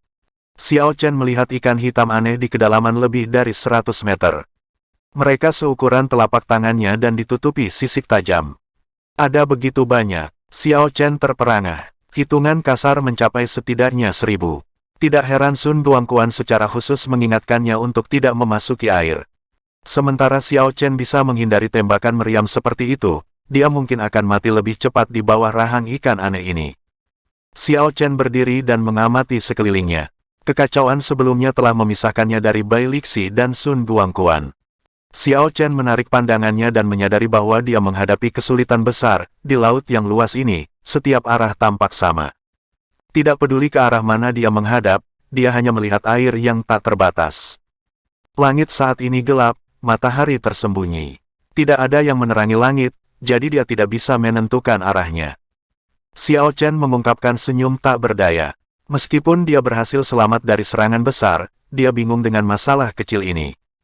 Karena dia tidak tahu arah, yang terbaik adalah dia tetap diam, untuk menghindari arah yang salah. Dia bermaksud menunggu sampai malam untuk melihat bintang-bintang, sehingga dia bisa menggunakannya untuk mengarahkan dirinya sendiri. Yang harus dilakukan Xiao Chen hanyalah menunggu beberapa jam. Tidak perlu panik. Dia tidak bisa melakukan apa-apa sekarang, tetapi tidak perlu membuang waktu. Jadi, dia mengeluarkan Lunar Shadow Saber dan diam-diam berlatih teknik Four Season Sabre.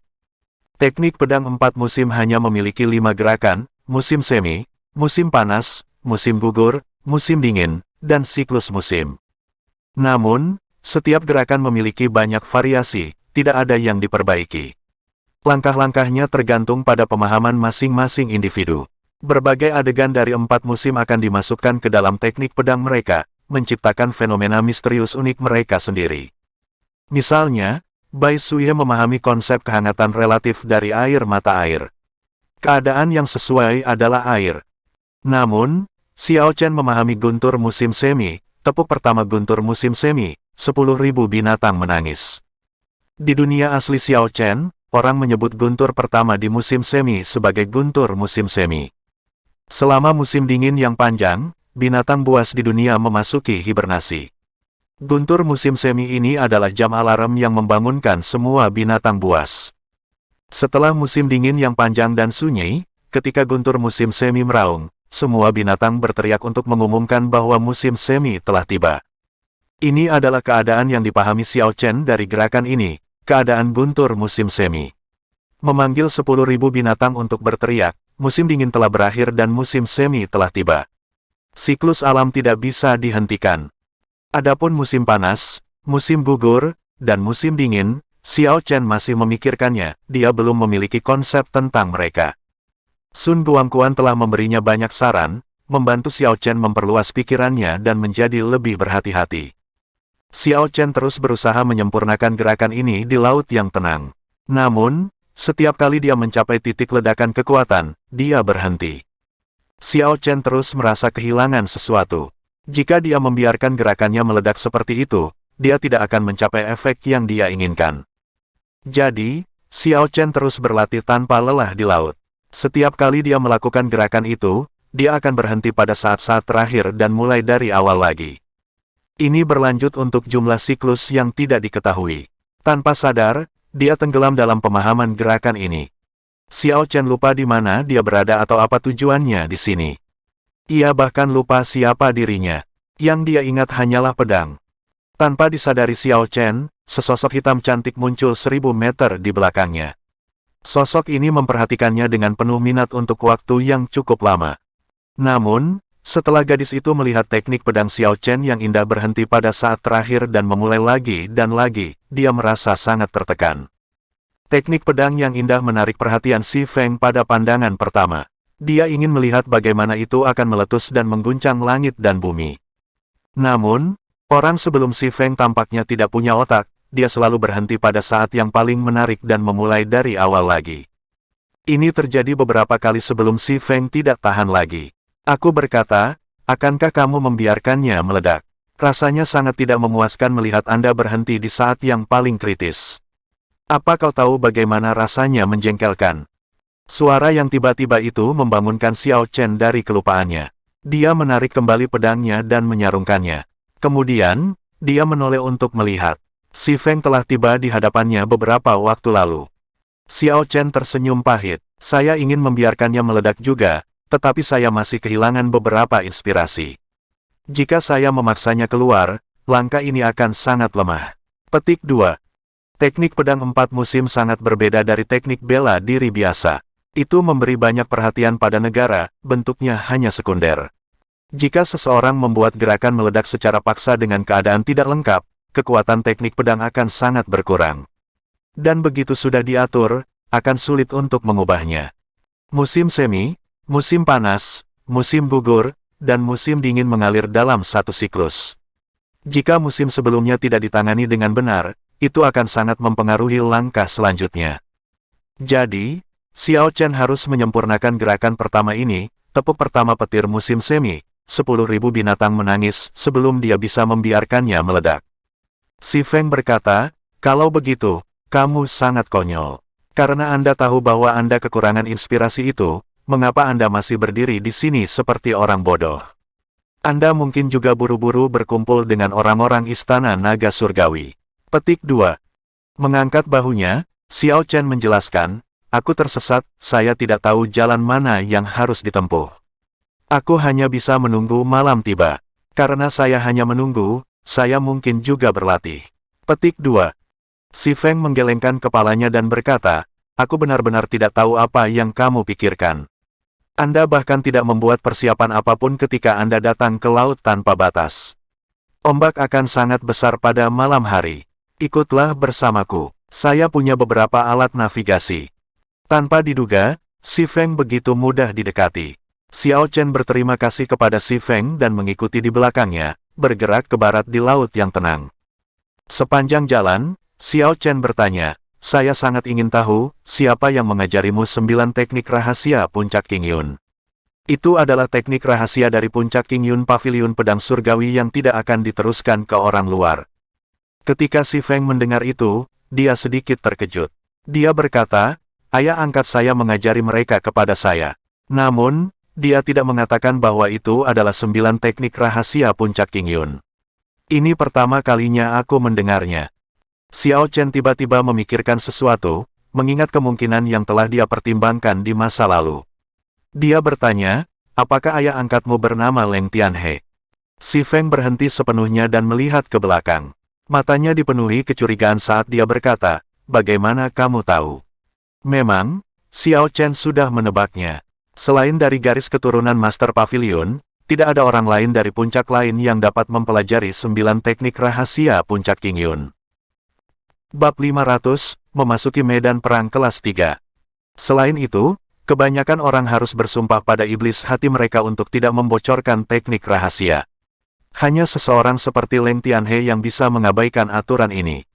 Xiao Chen bertanya dengan agak bersemangat, di mana ayah angkatmu sekarang? Xiao Chen akhirnya bisa menyerahkan senjata surgawi. Item ini bersamanya adalah bahaya tersembunyi. Setelah itu terungkap, dia tidak akan bertahan bahkan jika dia memiliki 9 nyawa. Tatapan si Feng berubah hati-hati saat dia membalas, apa yang kamu rencanakan? Aku, tidak ada, aku hanya bertanya. Bisakah Anda memberitahu saya ingin meminta saran darinya. Bagaimanapun, saya berasal dari Paviliun Pedang Surgawi. Petik 2. Xiao Chen ingin mengatakan yang sebenarnya. Namun, ketika dia memikirkannya, senjata surgawi adalah cara penting yang tidak boleh dia bicarakan dengan mudah. Jadi Xiao Chen hanya bisa berbohong. Si Feng berkata dengan dingin, kamu sedang sibuk. Aku bisa tahu dengan satu pandangan bahwa kamu berbohong. Tidak mungkin aku memberitahumu. Xiao Chen tersenyum dan tidak menyangkalnya. Tidak ada terburu-buru untuk masalah ini. Setidaknya dia telah menemukan petunjuk. Yang harus dia lakukan adalah mengikuti petunjuk ini dan dia akan dapat menemukan Leng Tianhe. Keduanya terus bergerak maju. Xiao Chen menganggap gadis bertopeng itu sangat menarik saat mereka mengobrol di sepanjang jalan. Dia menemukan bahwa si Feng berbeda dari yang dia harapkan. Dia tidak sedingin kelihatannya. Meskipun dia menjaga kewaspadaannya terhadapnya, itu tidak secara terang-terangan.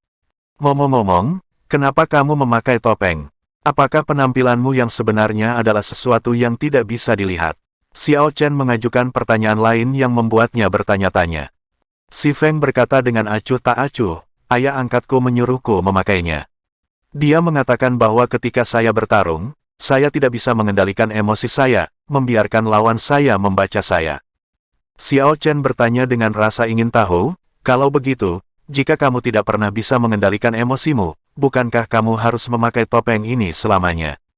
Dia menjawab dengan dingin, apakah kamu mengutukku? Dia tersenyum dan berkata, bagaimana bisa? Anda terlalu memikirkan ini. Aku benar-benar ingin melihatmu melepas topengmu dan melihat penampilanmu yang sebenarnya. Ketika si Feng mendengar ini, dia berkata, kamu akan melakukannya.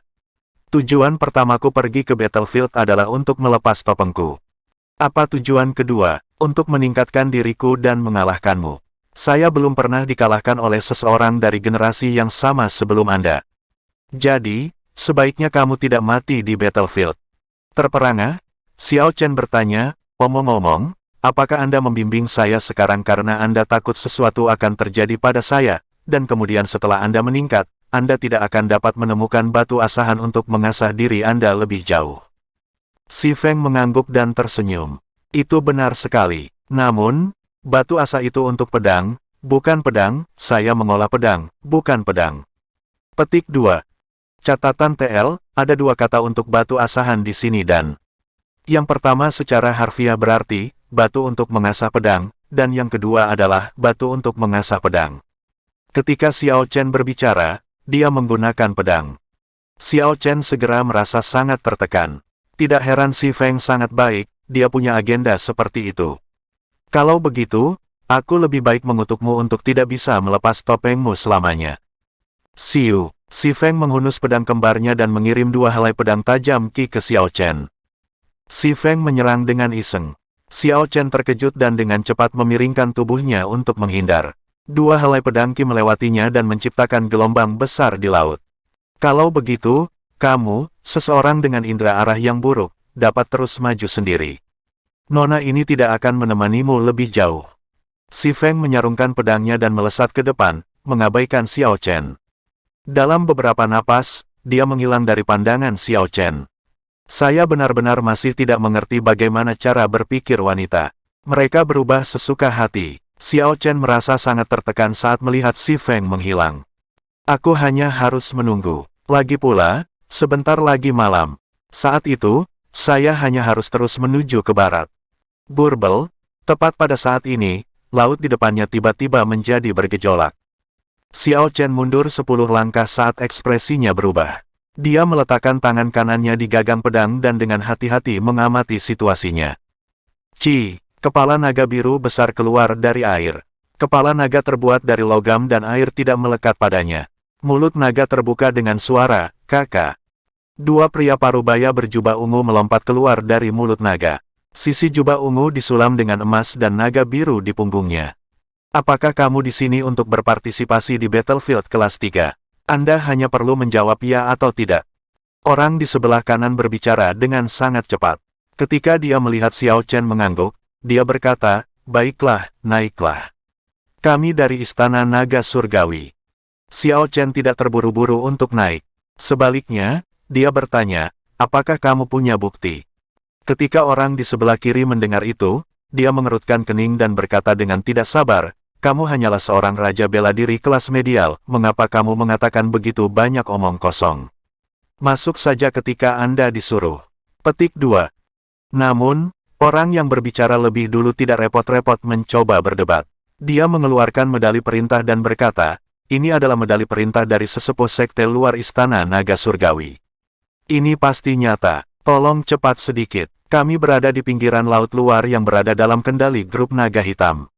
Kita tidak bisa berlama-lama." Setelah Xiao Chen melihat medali, dia tidak lagi ragu-ragu. Dia mengikuti di belakang keduanya dan memasuki mulut naga. Mulut naga itu tertutup dan naga logam itu dengan cepat tenggelam ke laut dan melanjutkan perjalanannya. Xiao Chen mengikuti keduanya ke dalam tubuh naga dan menemukan interiornya seperti istana kecil. Ada mutiara malam di langit-langit untuk menerangi lorong, jadi tidak gelap. Kelompok itu tiba di aula dan Xiao Chen melihat ada sekitar 10 orang aneh di sana. Mereka adalah kultivator yang pergi ke Battlefield kelas 3 seperti dia, tetapi dia tidak melihat Bai Lixi atau Sun Guangquan. Suasana di tempat ini cukup berat. Xiao Chen segera menemukan sudut, duduk, dan menutup matanya untuk memulihkan diri. Setelah dua tetua sekte luar Istana Naga Surgawi membawa Xiao Chen ke sini, mereka tidak berlama-lama. Sebaliknya, mereka dengan cepat pergi dengan cemas. Saya mendengar bahwa kali ini, 70% pembudidaya di sini untuk berpartisipasi dalam medan perang diculik oleh grup naga hitam. 10% terbunuh dan hanya 20% yang berhasil melarikan diri. Sekarang, kami hanya memiliki 20% dari jumlah orang biasa. Medan perang ini akan jauh lebih sulit dari biasanya. Mungkin hanya 10% yang akan bertahan. Kelompok naga hitam tampaknya membuat langkah besar. Istana Naga Surgawi telah meningkat sangat cepat baru-baru ini. Akan sulit bagi 20% dari jumlah orang biasa untuk melenyapkan iblis dari medan perang kelas 3. Sepertinya ini waktu yang buruk. Tanpa diduga, grup naga hitam dan Istana Naga Surgawi sedang berperang. Saya tidak yakin apakah ini hal yang baik atau buruk bagi kami. Hehe, keberuntungan atau bencana akan tergantung pada bagaimana Anda melihatnya. Medan perang yang lebih intens berarti pelatihan pengalaman yang lebih baik. Tidak ada gunanya jika itu terlalu mudah. Petik 2. Ketika naga itu tenggelam, beberapa orang di aula menghela nafas, beberapa bersemangat, dan beberapa acuh tak acuh. Ada banyak reaksi. Xiao Chen merasakan kapal perang berbentuk Azure Dragon dan menenggelamkan 3 atau 4 kali lagi, membawa 5 atau 6 orang lagi. Setelah bergerak di bawah air untuk waktu yang lama, mereka akhirnya muncul ke permukaan dan melayang ke langit, terbang di tengah awan. Setelah terbang sepanjang malam, mereka akhirnya tiba di sebuah pulau kecil. Dua tetua sekte luar Istana Naga Surgawi yang telah memimpin Xiao Chen memasuki aula dan berkata kepada orang banyak dengan sikap yang tidak tergesa-gesa, "Kami telah tiba. Silakan turun." Xiao Chen membuka matanya dan perlahan mengikuti kerumunan dan muncul dari mulut naga. Xiao Chen melihat sekeliling dan mendapati dirinya dikelilingi oleh ratusan kapal perang berbentuk Azure Dragon yang diparkir di tempat latihan yang besar. Pembudidaya yang tak terhitung jumlahnya keluar dari mulut naga dan berkumpul bersama. Setidaknya ada 2.000 orang. Xiao Chen merasa heran, hanya 20% berarti lebih dari 2.000 orang. Ini berarti bahwa jika semua orang ada di sini, setidaknya ada 10.000 orang. 2.000 orang yang hadir adalah orang-orang yang berhasil lolos dari kejaran kelompok naga hitam, mereka semua adalah elit. Yang terlemah dari mereka adalah Raja Bela Diri kelas superior puncak. Sekitar sepertiga dari mereka adalah Raja Bela Diri setengah langkah. Xiao Chen terus melihat sekeliling dan akhirnya menemukan Bai Lixi dan Sun Guangquan. Jadi, dia dengan cepat bergerak melewati kerumunan dan pergi ke mereka. Bai Lixi tertawa keras dan berkata, "Aku tahu tidak akan terjadi apa-apa padamu. Memang, seperti yang saya harapkan, kamu bahkan tidak terluka." Xiao Chen mengangguk sedikit sebelum berkata, "Aku mendengar beberapa hal di kapal perang. Kali ini, sepertinya hanya 20% dari jumlah yang biasa akan berpartisipasi dalam battlefield ini." Mengangguk, Bai Lixi berkata, "Aku tidak tahu apa yang dilakukan kelompok naga hitam, tapi itu adalah masalah antara mereka dan Istana Naga Surgawi, itu tidak ada hubungannya dengan kita. Bagi kami, itu mungkin hal yang baik." Sun Guangquan menambahkan, "Medan perang kelas 3 tidak seseram yang kamu bayangkan. Kekuatan iblis tidak akan melebihi Raja Bela Diri. Lebih sedikit orang berarti kita harus membunuh lebih banyak." Xiao Chen kemudian bertanya, "Jadi apa sebenarnya misi kita di medan perang?" Bai Lixi menjawab, "Ini sangat sederhana, kita hanya perlu membunuh iblis. Setiap iblis yang kita bunuh akan memberi kita beberapa poin. Kita dapat menggunakan poin ini untuk menukar batu roh kelas medial atau bahkan batu roh kelas tinggi dengan Istana Naga Surgawi." Xiao Chen berkata dengan kaget, "Kita bahkan bisa mendapatkan batu roh kelas superior." Bai Lixi tersenyum dan menjawab, "Tentu saja. Vena roh laut dalam jauh lebih baik daripada yang ada di benua. Mengapa lagi menurut Anda ada begitu banyak orang yang datang ke medan perang?" Pelatihan pengalaman untuk para pembudidaya mengungkapkannya dengan baik. Faktanya, setiap medan perang laut dalam adalah ancaman bagi Istana Naga Surgawi. Begitu ada terlalu banyak iblis, dan sumber daya menjadi tidak mencukupi, iblis akan menjara pulau-pulau terdekat. "Kau mengerti maksudku kan?" Xiao Chen mengangguk mengerti. Sederhananya, Istana Naga Surgawi tidak memiliki tenaga yang cukup dan menghabiskan batu roh untuk mempekerjakan orang untuk membantu. Kultivator dapat menjalani pelatihan pengalaman di sini dan meningkatkan pengalaman tempur mereka serta mendapatkan batu roh. Ini membunuh 2 burung dengan 1 batu. Tidak heran ada begitu banyak orang. Penatua Feng, semua orang ada di sini. Murid ini menghitung jumlah orang dan hanya ada 2.300 orang. Sisanya telah diculik oleh grup naga hitam. Seorang pria parubaya berjubah ungu dengan hormat melapor kepada seorang pria tua di peron di tempat latihan. Nama orang tua ini adalah Feng Buyu. Dia adalah seorang raja bela diri dan sesepuh sekte dalam Istana Naga Surgawi. Dia juga pengawas battlefield kelas 3 ini. Catatan TL, nama Feng Buyu berarti angin tidak berbicara. Tidak yakin apakah ini akan menjadi permainan kata-kata pada karakternya. Feng Buyu bergumam, "Abaikan saja masalah kelompok naga hitam. Secara alami, atasan kami akan menemukan tindakan balasan. 2.000 elit hampir tidak cukup. Kumpulkan semuanya dan mari kita mulai." "Aku menuruti perintahmu." Pria berjubah ungu itu pergi untuk melaksanakan perintahnya, mengeluarkan beberapa instruksi. Semua tetua sekte luar segera bergerak untuk mengumpulkan Xiao Chen dan yang lainnya.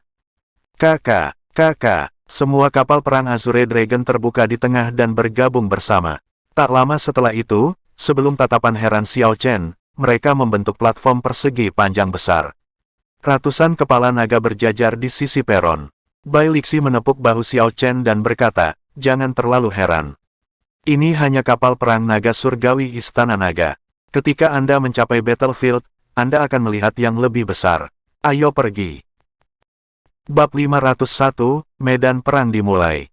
Setelah semua 2.000 pembudidaya melompat ke platform besar, segera naik ke udara, mengambang di sana dengan tenang. 15 kepala naga meniup angin kencang dan kapal perang naga surgawi melesat maju dengan cepat. Meskipun membawa 2.000 orang, ia bergerak dengan kecepatan mendekati Mach 4. Pemandangan di sekitarnya melintas dengan cepat. Setelah menempuh perjalanan lebih dari 50 km, langit berubah menjadi abu-abu dan awan gelap bergejolak di langit. Semakin jauh mereka pergi, awan menjadi semakin gelap. Akhirnya, mereka hanya hitam, benar-benar menghalangi matahari. Ketika semua orang melihat ke bawah, air laut yang biru telah berubah menjadi merah darah. Aroma darah samar tercium di udara. Kombinasi aroma ini dan bau air laut yang asin membuat seseorang sangat tidak nyaman. Xiao Chen mengerutkan kening. Selain mencium aroma berdarah itu, dia bisa dengan jelas merasakan kebencian juga. Ketika seseorang berdiri di dalam kebencian orang mati, itu akan membuat seseorang merasa tidak nyaman dan memberikan sedikit tekanan pada rohnya. Xiao Chen, kamu bisa merasakan tekanan itu pada rohmu, kan? Kata Sun Guangquan, yang selama ini diam. Mengangguk, Xiao Chen berkomentar, ya.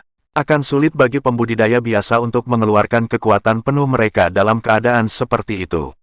Petik 2. Sun Guangquan tersenyum dan menambahkan, itu benar.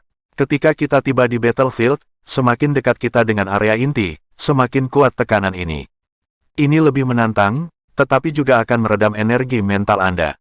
Inilah sebabnya mengapa begitu banyak raja bela diri setengah langkah datang ke sini juga. Petik 2. Sementara mereka berbicara, kapal perang naga surgawi yang besar muncul di hadapan semua orang. Panjangnya lebih dari 8 km dan lebar 1 km. Itu tampak seperti kota kecil yang terbang di udara. Tidak heran Bai Lixi mengatakan bahwa tidak perlu terlalu heran dengan kapal perang di bawah mereka. Kapal perang di depan mereka terlihat sangat tirani. Itu pada skala yang berbeda, seperti membandingkan bayi dengan orang dewasa. Sosok yang mengenakan jubah ungu terbang keluar dari kapal perang besar, memancarkan ki yang membunuh. Bang! Kapal perang tempat Xiao Chen dan yang lainnya berlabuh dengan kapal perang tirani besar. Semua orang berjalan ke kapal perang tirani besar itu seolah-olah itu adalah tanah yang rata. Tenda-tenda yang indah dipasang di atas kapal perang besar itu. Beberapa meriam energi iblis kuno bisa dilihat setiap 100 meter. Feng Buyu memimpin orang-orang istana naga surgawi ke kerumunan dan menjelaskan situasi di medan perang. Itu sangat mirip dengan apa yang Bai Lixi katakan pada Xiao Chen. Setelah Feng Buyu berbicara, seseorang datang dan membagikan liontin giok kepada semua orang. Naga banjir azure diukir di bagian depan liontin batu giok. Ini adalah simbol istana naga surgawi. Ada ratusan garis horizontal dan vertikal di bagian belakang, membentuk kisi-kisi setidaknya 10.000 kotak kecil. Titik hitam akan muncul di kotak untuk setiap iblis yang kamu bunuh. Satu titik hitam mewakili satu titik. Anda dapat menggunakan liontin giok ini di cantonmen untuk menebus barang-barang yang Anda inginkan. Orang yang memberi Xiao Chen liontin giok menjelaskan tujuannya secara rinci kepadanya. Setelah liontin giok didistribusikan, semua pembudidaya segera meninggalkan kapal perang. Mereka menuju kegelapan di langit. Xiao Chen merasa sedikit tertekan. Dia berkata, "The battlefield dimulai begitu saja. Apakah tidak ada aturan dan peraturan?" Bai Lixi tersenyum dan berkata, "Bukannya Istana Naga Surgawi tidak ingin berbicara tentang aturan atau peraturan. Hanya saja iblis tidak mengikuti aturan atau peraturan apapun. Yang harus kamu lakukan di medan perang ini adalah membunuh semua iblis yang kamu lihat. Aku akan pergi dulu. Aku akan melihat kalian berdua nanti." Sun Guangquan menangkupkan tangannya pada Xiao Chen dan Bai Lixi sebelum melompat menuju Laut Merah yang tak terbatas. Xiao Chen merasa kepergiannya aneh. Dia bertanya, apakah kakak Sun tidak ikut dengan kita? Bai Lixi menjelaskan, tujuannya datang ke sini adalah untuk pergi ke area inti battlefield. Dia tidak akan keluar sampai dia menerobos ke Martial Monarch. Tujuannya berbeda dari kita. Saat Xiao Chen melihat Sun Guangquan pergi, dia tidak bisa menahan perasaan khusyuk. Tekad seperti itu berarti Sun Guangquan siap mati. Kegagalan berarti kematian. Meskipun Sun Guangquan menikmati ketenaran dan cukup kuat sehingga dia tidak akan dikalahkan oleh siapapun di bawah Martial Monarch, dia bukan apa-apa jika seorang Martial Monarch benar-benar bergerak. Sun Guangquan adalah orang yang bangga. Secara alami, dia tidak akan mau tetap terjebak di setengah langkah Martial Monarch selamanya. Bahkan jika dia kehilangan nyawanya mencoba, dia akan puas melakukannya. Xiao Chen menarik pandangannya. Dia memandang Bai Lixi dan berkata, tujuanmu juga harus berbeda dari tujuanku, kan? Bai Lixi mengangguk dan tersenyum.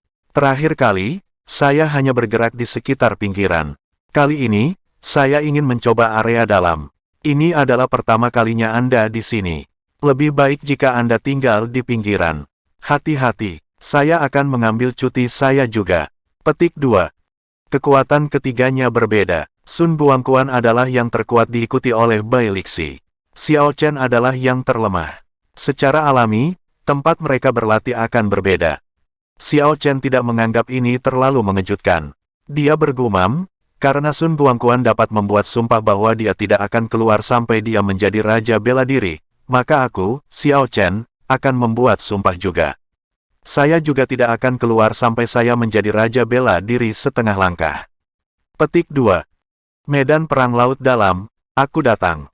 Xiao Chen berpikir dalam hati. Xiao Chen memiliki tatapan tegas, tidak ragu-ragu untuk melompat dari kapal perang naga surgawi dan memasuki Laut Merah yang tak terbatas.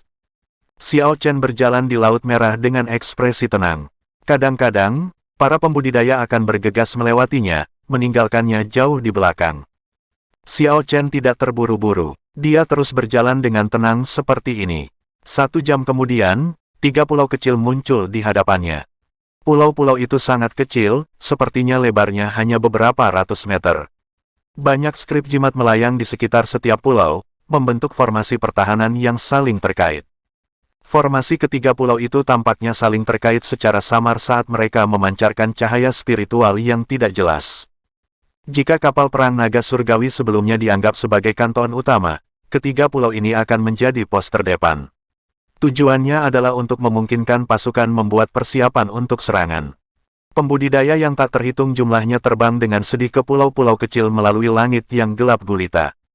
Segera, para pembudidaya akan bergegas untuk memeriksa luka-luka mereka dan merawat mereka. Tampaknya pulau-pulau ini bukan hanya pos terdepan tetapi juga stasiun pasokan dan pusat perawatan kritis. Teman di depan ini, tolong tunggu sebentar. Seseorang memanggil dari belakang, jadi Xiao Chen melihat ke belakang. Dia melihat sebuah tim kecil yang terdiri dari 10 orang bergegas ke arahnya. Orang yang memimpin mereka mengenakan baju besi berat biru dengan pedang besar di punggungnya. Dia memiliki alis tebal dan dahi lebar.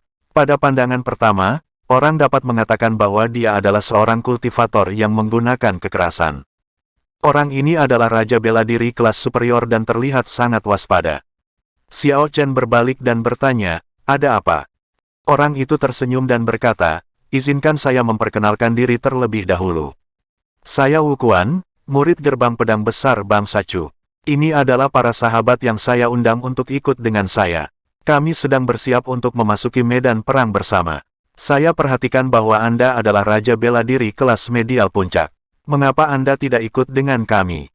Begitu kita melewati 3 pulau ini, kita akan berada di medan perang. Akan lebih mudah jika kita bekerja sama sebagai sebuah tim."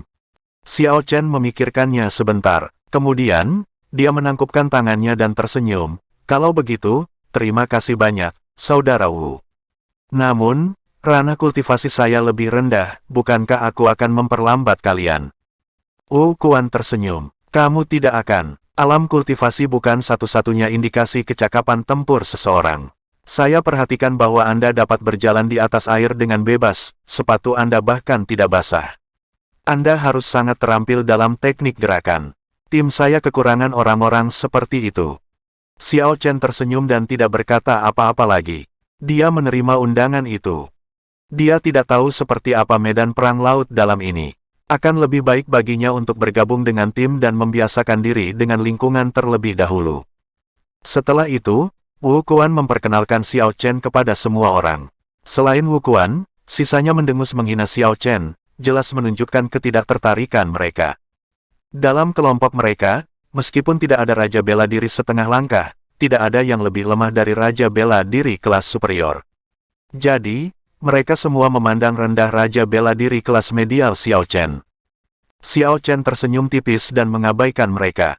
Kemudian, dia mengikuti tim ke depan. Semakin jauh mereka masuk, awan menjadi semakin gelap. Itu tampak seperti tinta tumpah di langit, menghapus semua sinar matahari. Meskipun hari sudah terang, seluruh tempat tampak gelap. Mereka hanya bisa melihat 500 meter di sekitar mereka. Jika mereka ingin melihat lebih jauh, mereka harus mengedarkan esens mereka ke mata mereka untuk melakukannya. Tidak ada angin bertiup melintasi permukaan laut. Aroma darah samar di udara tampak sangat padat, membuat semua orang tidak nyaman. Kebencian itu terasa sangat berat, memberikan tekanan besar yang tak berbentuk pada semangat mereka. Xiao Chen, kita sudah tiba di medan perang laut dalam. Pergi melihat-lihat. Jika Anda melihat iblis, kembalilah dan beritahu kami. Orang yang berbicara adalah wakil kapten tim, Ping Xingteng. Seperti Wu Quan, dia adalah raja bela diri kelas superior. Namun, dia sangat memandang rendah Xiao Chen. Ketika Wu Quan mengundang Xiao Chen, ekspresi wajah Ping Xingteng sangat tidak sedap dipandang. Namun, karena Wu Quan adalah kaptennya, Ping Xingteng tidak bisa menyuarakan ketidaksenangannya dan harus menanggungnya. Xiao Chen tidak terlalu senang dengan nada memerintah Ping Xingteng. Namun, dia tidak mengatakan apa-apa. Dia segera meninggalkan tempat itu. Setelah 15 menit, Xiao Chen kembali. Dia berkata dengan tenang, ada 10 iblis darah tingkat menengah 3 km ke tenggara. Ada 6 atau 7 dari Ghost Rache 5 km ke utara. Ada lusinan Shadow Demon berperingkat tinggi 6 km ke timur. Adapun iblis terdekat di arah lain, mereka saat ini bertarung dengan pembudidaya lain. Petik 2. Sebelum datang, Xiao Chen telah membaca beberapa buku, jadi dia memiliki pemahaman sederhana tentang 18 ras iblis. Dengan demikian, dia bisa mengidentifikasi iblis di medan perang dengan nama. Wu Quan tersenyum dan berkata, Kakak Xiao memang ahli dalam teknik gerakan. Mungkin tidak banyak orang yang bisa melakukan ini. Anda telah menyelamatkan kami banyak usaha. Petik 2. Ping Xingteng tersenyum dingin, apa gunanya menjadi ahli dalam teknik gerakan? Apakah itu membantu saat kita bertarung? Petik 2. Xiao Chen tidak ingin berdebat dengan Ping Xingteng.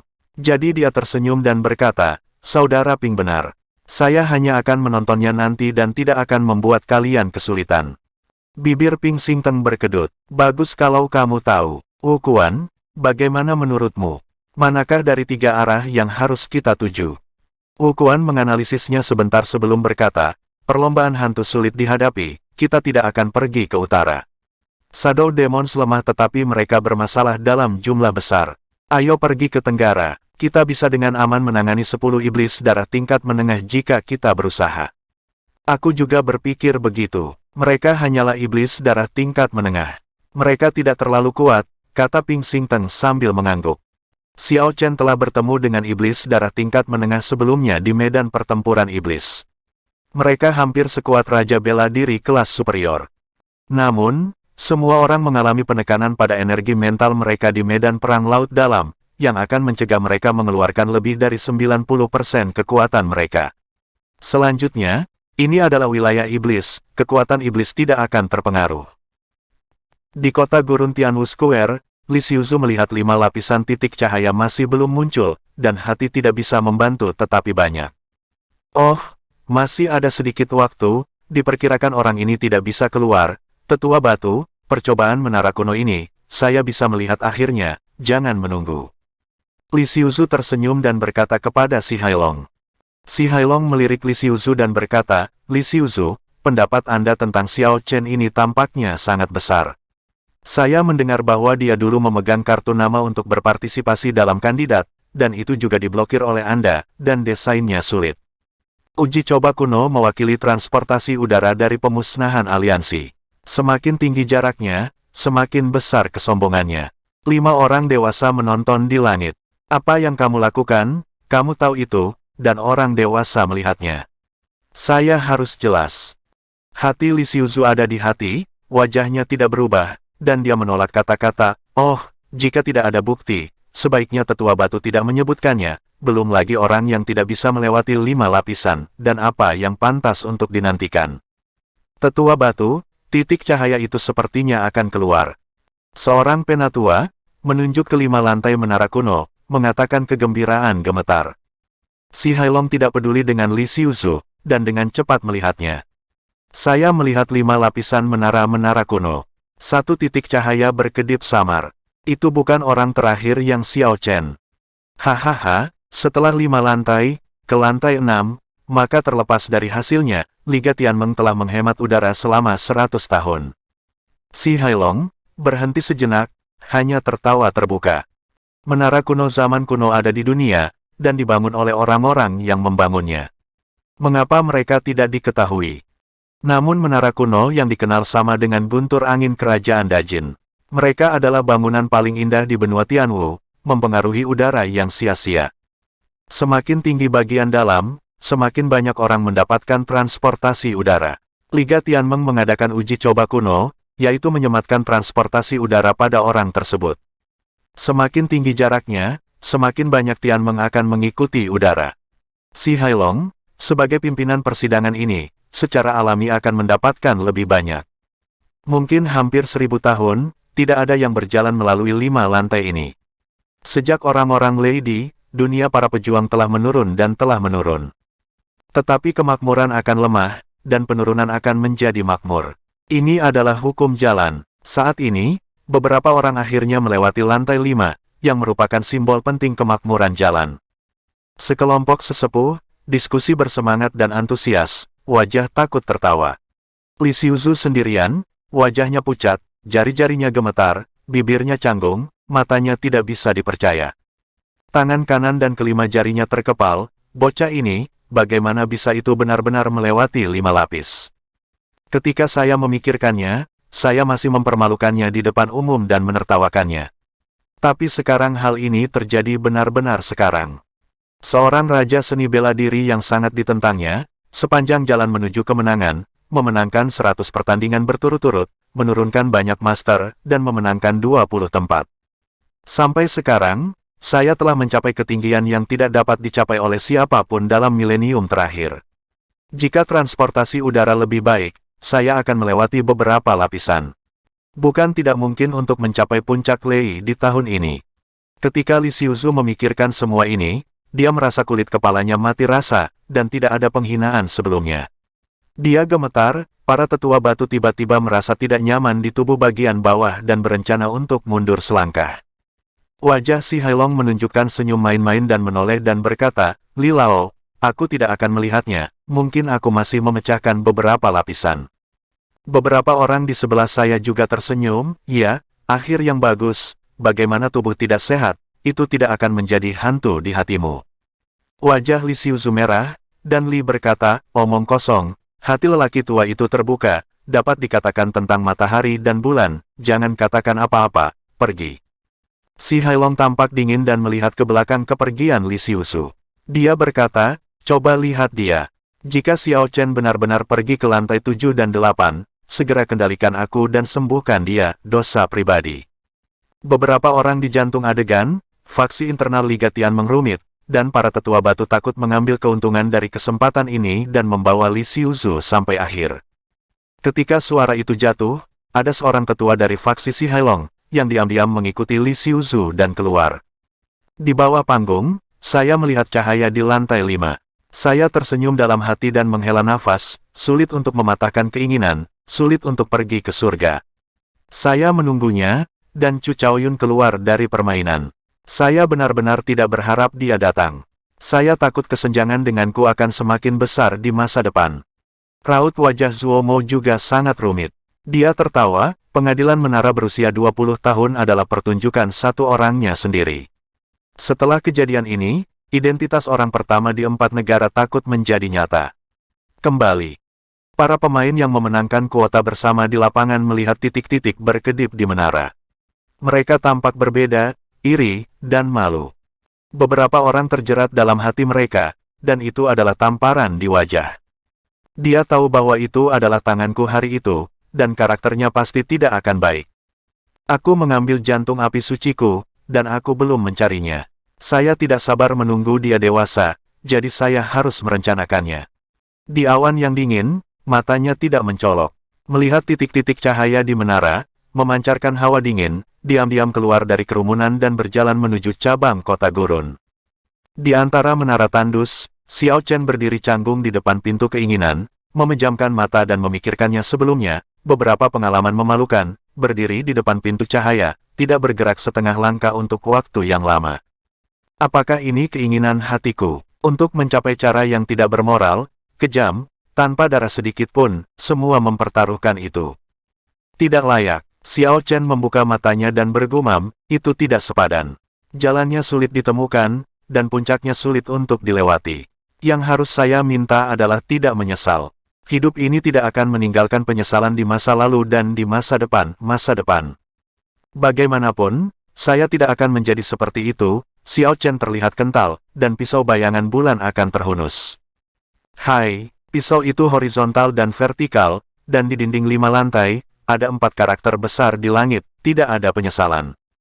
Xiao Chen menerima pisau dan kembali ke sarungnya, dan wajahnya menunjukkan senyum tipis. Lapisan kelima ini tidak mendapatkan manfaat yang berarti. Hanya 4 kata ini yang diperoleh, tetapi 4 kata ini lebih penting daripada kedatangan Xiao Chen ke seni bela diri. Setelah keinginan itu dipatahkan, keadaan pikirannya akan sepenuhnya selesai. Setelah itu, di jalan seni bela diri, tidak akan ada penyimpangan, dan setan akan diketahui sebelumnya. Mengepak suasana, Xiao Chen melompat dengan lembut, melewati lingkaran 5 lapis, dan jatuh ke lantai 6. Baru saja mendarat, Xiao Chen mendapati dirinya berada di lapangan bersalju. Angin dingin bersiul, seperti pisau yang umumnya tergores ke arahnya. Ini sangat dingin, tubuh Xiao Chen sedikit menghela nafas, dan dia harus bekerja keras untuk memaksa hawa dingin yang menyusup keluar. Salju di depan dipenuhi salju, dan di salju yang tak berujung, Xiao Chen samar-samar melihat pintu tertutup yang menjulang tinggi. Ada suara di lubuk hatiku, dan aku berjalan untuk membuka pintu dan masuk jauh ke dalam hatiku, meninggalkan orang-orang tanpa keraguan. Alis Xiao Chen sedikit berkerut, bergumam, dingin ini, tampaknya Anda tidak dapat menyakiti orang, tetapi ini adalah pisau lembut untuk menggiling orang, ketekunan jangka panjang adalah masalah. Tes ini harus menjadi tekad militer, lihat apakah Anda dapat bertahan sepanjang jalan, buka pintunya. Tidak memikirkan masalah lain, Xiao Chen melirik ke arah pintu, dan langkah kaki mulai bergerak perlahan ke depan. Seperti yang dia duga, pada awalnya, kecepatannya seperti lalat, dan dia mengambil jalan sejauh 10 mil dalam satu tarikan napas. Perlahan kaki dan kaki, menjadi berat, dingin ke tulang, bibir putih, efek perlawanan semakin lemah, setiap langkah sulit. Xiao Chen terdiam, dan seseorang berjalan sendirian, tanpa satu keluhan pun. Hanya ada satu keyakinan di hati, selama langkahnya tidak dihentikan, bahkan jika kecepatannya lebih lambat, bahkan Tianlu punya waktu untuk menyelesaikannya. Saya tidak tahu sudah berapa lama. Xiao Chen hanya merasakan mata kabur, kaku, dingin tanpa emosi, dan pintu tiba-tiba muncul di depan. Terkunci. Tanpa ragu, Xiao Chen membuka pintu dengan telapak tangan dan melihat pemandangan di balik pintu. Tampilan keinginan untuk bersantai adalah senyum pahit, saya baru saja datang ke lautan es ketika saya melewati gunung es. Keruh. Pada saat pintu terbuka, ada aliran panas segera. Di bawah pertukaran panas dan dingin yang cepat, Xiao Chen merasa tulangnya hampir patah. Tubuhnya sangat kuat dan memiliki perasaan seperti itu. Bisa dibayangkan jika prajurit biasa menghadapi situasi seperti itu, dia akan bereaksi. Saya takut saya akan segera menghancurkan batu giok dan menyerah pada tes ini. Di bidang penglihatan, ada tanah merah, retakan di tanah terbuka, dan setiap celah memiliki celah panjang di lengan. Di bawah udara yang mengepul, magma yang tak terhitung jumlahnya meluncur, dan garis pandang memandang ke depan, dan ada sekilas nyala api di mana-mana. Xiao Chen tidak ragu-ragu, dan dia melangkah masuk dan melangkah maju. Tidak lama setelah berjalan, sepatu bot api darah terbakar dan kompor besi umumnya panas, dan kaki yang panas segera menggiling lapisan gelembung darah. Menderita rasa sakit yang luar biasa, mata Xiao Chen tertutup dan matanya sangat sakit. Saya tidak sabar untuk segera melepas sepatu bot, bertelanjang kaki, tetapi saya masih bisa mengalahkan dorongan itu. Bloodfire Boots adalah harta rahasia perantara. Kurang lebih, beberapa dapat menahan efek panas. Jika Anda kehilangan dia, kerusakan langsung pada kaki telanjang hanya akan lebih besar. Tempat ini, seperti lapangan salju di depan, tidak bisa digunakan untuk terbang, dan hanya bisa berjalan di tanah dengan jujur. Berkeringat, Xiao Chen sangat lelah, hanya merasa pusing, panasnya benar-benar tidak nyaman. Gelembung darah di pelat kaki semuanya pecah, dan permukaannya benar-benar lapisan kulit darah. Setiap kali Xiao Chen mengambil langkah, kulit darah akan mengalami gesekan parah dengan papan sepatu. Sakit seperti itu lebih menyiksa daripada ditusuk pisau, seperti ribuan semut menggeliat di papan kaki. Langit dan bumi seperti kompor besar. Xiao Chen masih sendirian dan terus berjalan. Bahkan jika dia lelah, dia tidak menghentikan langkahnya sendiri. Dianalisis dengan tenang di hati saya, sudah pasti bahwa tempat ini adalah ujian kemauan orang tersebut. Tidak akan ada bahaya yang sangat serius untuk membiarkan Anda mati, dan tidak akan membiarkan Anda pergi dengan selamat. Terus mencambukmu, terus menggilingmu, membawakanmu rasa sakit yang bukan manusia, memintamu untuk berhenti dan memintamu untuk menyerah. Sepanjang jalan, darah yang mengalir di sepatu bot tumpah ke tanah, sehingga tempat yang dilewati Xiao Chen seperti jalan berdarah. Dia seperti seorang peziarah, dengan keyakinan hatinya, berjalan ke depan. Menara kuno, setiap orang hanya memiliki satu kesempatan. Ini adalah luka fatalnya untuk memperbaikinya. Kini kesempatan ada di hadapannya. Lagi pula dia tidak bisa meninggalkan penyesalan. Menginjak, saya tidak tahu berapa lama, Xiao Chen tidak punya konsep waktu, dan pintu depan tiba-tiba muncul lagi. Beberapa orang mati rasa membuka pintu dan melihat ke depan. Saya melihat sebuah gunung dengan bilah yang penuh ujungnya. Di puncak gunung, sebuah pintu besar berdiri di sana dengan tenang. Melangkah ke tangga yang berat, Xiao Chen mencibir, ada laut yang dingin, es yang dingin, aku harus melihat hal-hal luar biasa apa yang muncul, aku tidak bisa hidup. Puncak gunung penuh dengan bilah, dan tidak mungkin untuk terbang bebas. Itu hanya bisa memanjat ujung pisau dengan kekuatan daging. Tubuh yang sudah dalam keadaan ngeri segera hancur berlumuran darah, dan itu mengerikan dan menyakitkan. Ujian tingkat ini sangat luar biasa. Tidak peduli bagaimana bentuknya berubah, itu bersikeras pada satu. Artinya, tidak akan pernah ada situasi di mana Anda ingin membunuh orang. Ini untuk menyiksa Anda terus-menerus, untuk melawan kemarahan Anda dan untuk membunuh ketekunan Anda. Selama Anda terus berjalan, penderitaan semacam ini akan terus berlanjut, memaksa Anda untuk melepaskan cobaan itu. Sulit untuk membalikkan knife hill. Xiao Chen mendorong pintu terbuka dan menyapanya. Itu masih bukan fokus kemenangan, tetapi tanah rawa yang beracun. Menyeret tubuh yang rusak, dengan tekad umum dari baja besi hitam, Xiao Chen tiba-tiba menginjakkan kaki di perjalanan tanpa rasa takut. Gas beracun merasuk, tubuh membusuk, dan luka sebelumnya seperti digigit ular. Pergi, pergi, pergi, tidak bisa berhenti. Selangkah demi selangkah, Xiao Chen, yang sudah sedikit bingung saat ini, bahkan tidak dapat membedakan jalan dari kaki, dan jatuh ke lumpur beberapa kali. Butuh banyak kerja keras untuk memanjat keluar dan kemudian mulai melanjutkan perjalanannya. Menyeberangi rawa beracun, Xiao Chen mendorong pintu ujung, bagian depan masih bukan jalan pulang, dan bahaya masih berbahaya. Xiao Chen seperti itu sudah mati rasa, tersenyum pahit, dan terus bergegas. Semua jenis bahaya terus muncul. Setiap pintu memiliki situasi putus asa yang tidak terbayangkan oleh orang biasa. Xiao Chen telah menghancurkan masa lalu satu persatu. Sampai gerbang ke-9, Xiao Chen tidak dapat mendorongnya terbuka, tetapi dia menunggunya tanpa bahaya, dikelilingi oleh cahaya lembut. Cahaya putih suci, seperti roh peri, dengan cepat memulihkan luka di tubuhnya. Semua kelelahan tersapu, dan seluruh tubuh tidak bisa dikatakan nyaman. Setelah semua siksaan, kembalinya kebahagiaan yang tiba-tiba membuat orang mabuk untuk waktu yang lama dan tidak ingin bangun. Setelah sinar itu habis, Xiao Chen tiba-tiba membuka matanya dan mengepalkan tinjunya. Kekuatan daging benar-benar tumbuh setelah kesulitan ini. Melihat kulit yang baru lahir, wajah Xiao Chen menunjukkan ekspresi bahagia dan berkata dengan lembut, tidak hanya kekuatannya meningkat, tetapi pertahanan tubuh ini juga meningkat, tetapi sayangnya tidak ada kesempatan untuk diadili. Menjaga awan tetap terbuka untuk melihat bulan, sepanjang jalan bersikeras untuk kembali, tidak ada kompromi dengannya. Melihat lingkungan sekitarnya, itu harus menjadi lantai 6 menara kuno. Di depan garis pandang, patung-patung orang asli dan asli berdiri tegak, dan ada sekitar 100. Tatapan jatuh ke atas baris pertama patung pertama, dan tatapan Xiao Chen tiba-tiba. Patung itu berwarna putih, dengan kain biru di kepalanya, matanya dingin, dan ada ketenangan di antara alisnya, dikelilingi oleh tangannya, dan pisau panjang sederhana diletakkan secara acak di dadanya.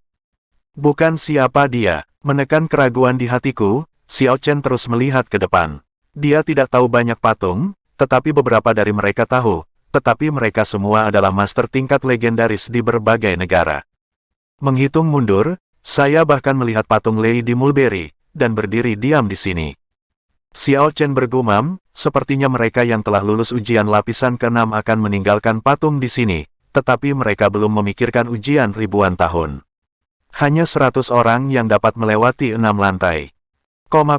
Di luar menara tandus, Si Hailong dan yang lainnya di platform tinggi, ekspresi wajahnya sangat bersemangat, karena Xiao Chen memberi mereka kejutan lagi, dan melewati lantai 6 ke lantai 7. Si Hailong berkata sambil tersenyum, setelah 6 lapis, Anda dapat meninggalkan patung wasiat biasa di atasnya.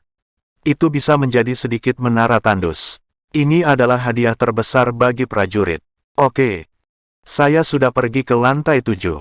Selama saya naik 1 tingkat, saya bisa menyamai ketinggian Lei di sebelum milenium. Orang ini mungkin bisa menciptakan legenda. Seorang penatua Liga Tianmeng, beberapa orang bersemangat dan tak tertahankan. Si Hailong mendengar kata-kata itu, tetapi tatapannya tenang. Banyak yang tersenyum, jangan terlalu banyak berpikir. Karakter seperti Lei jarang terjadi dalam 10 tahun terakhir. Xiao Chen masih memiliki celah.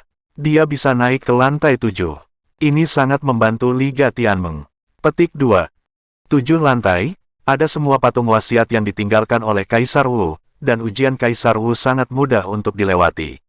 Sedikit menghela nafas, Si Hailong sedikit disesalkan, Xiao Chen Xiu masih sedikit lebih rendah jika 2 tahun lagi. Untuk mencapai ranah setengah langkah Wu Huang, dengan bakat bertarungnya, 70% dari penguasaan telah lulus ujian Kaisar Wu, tetapi harapan untuk datang terlalu dini masih banyak.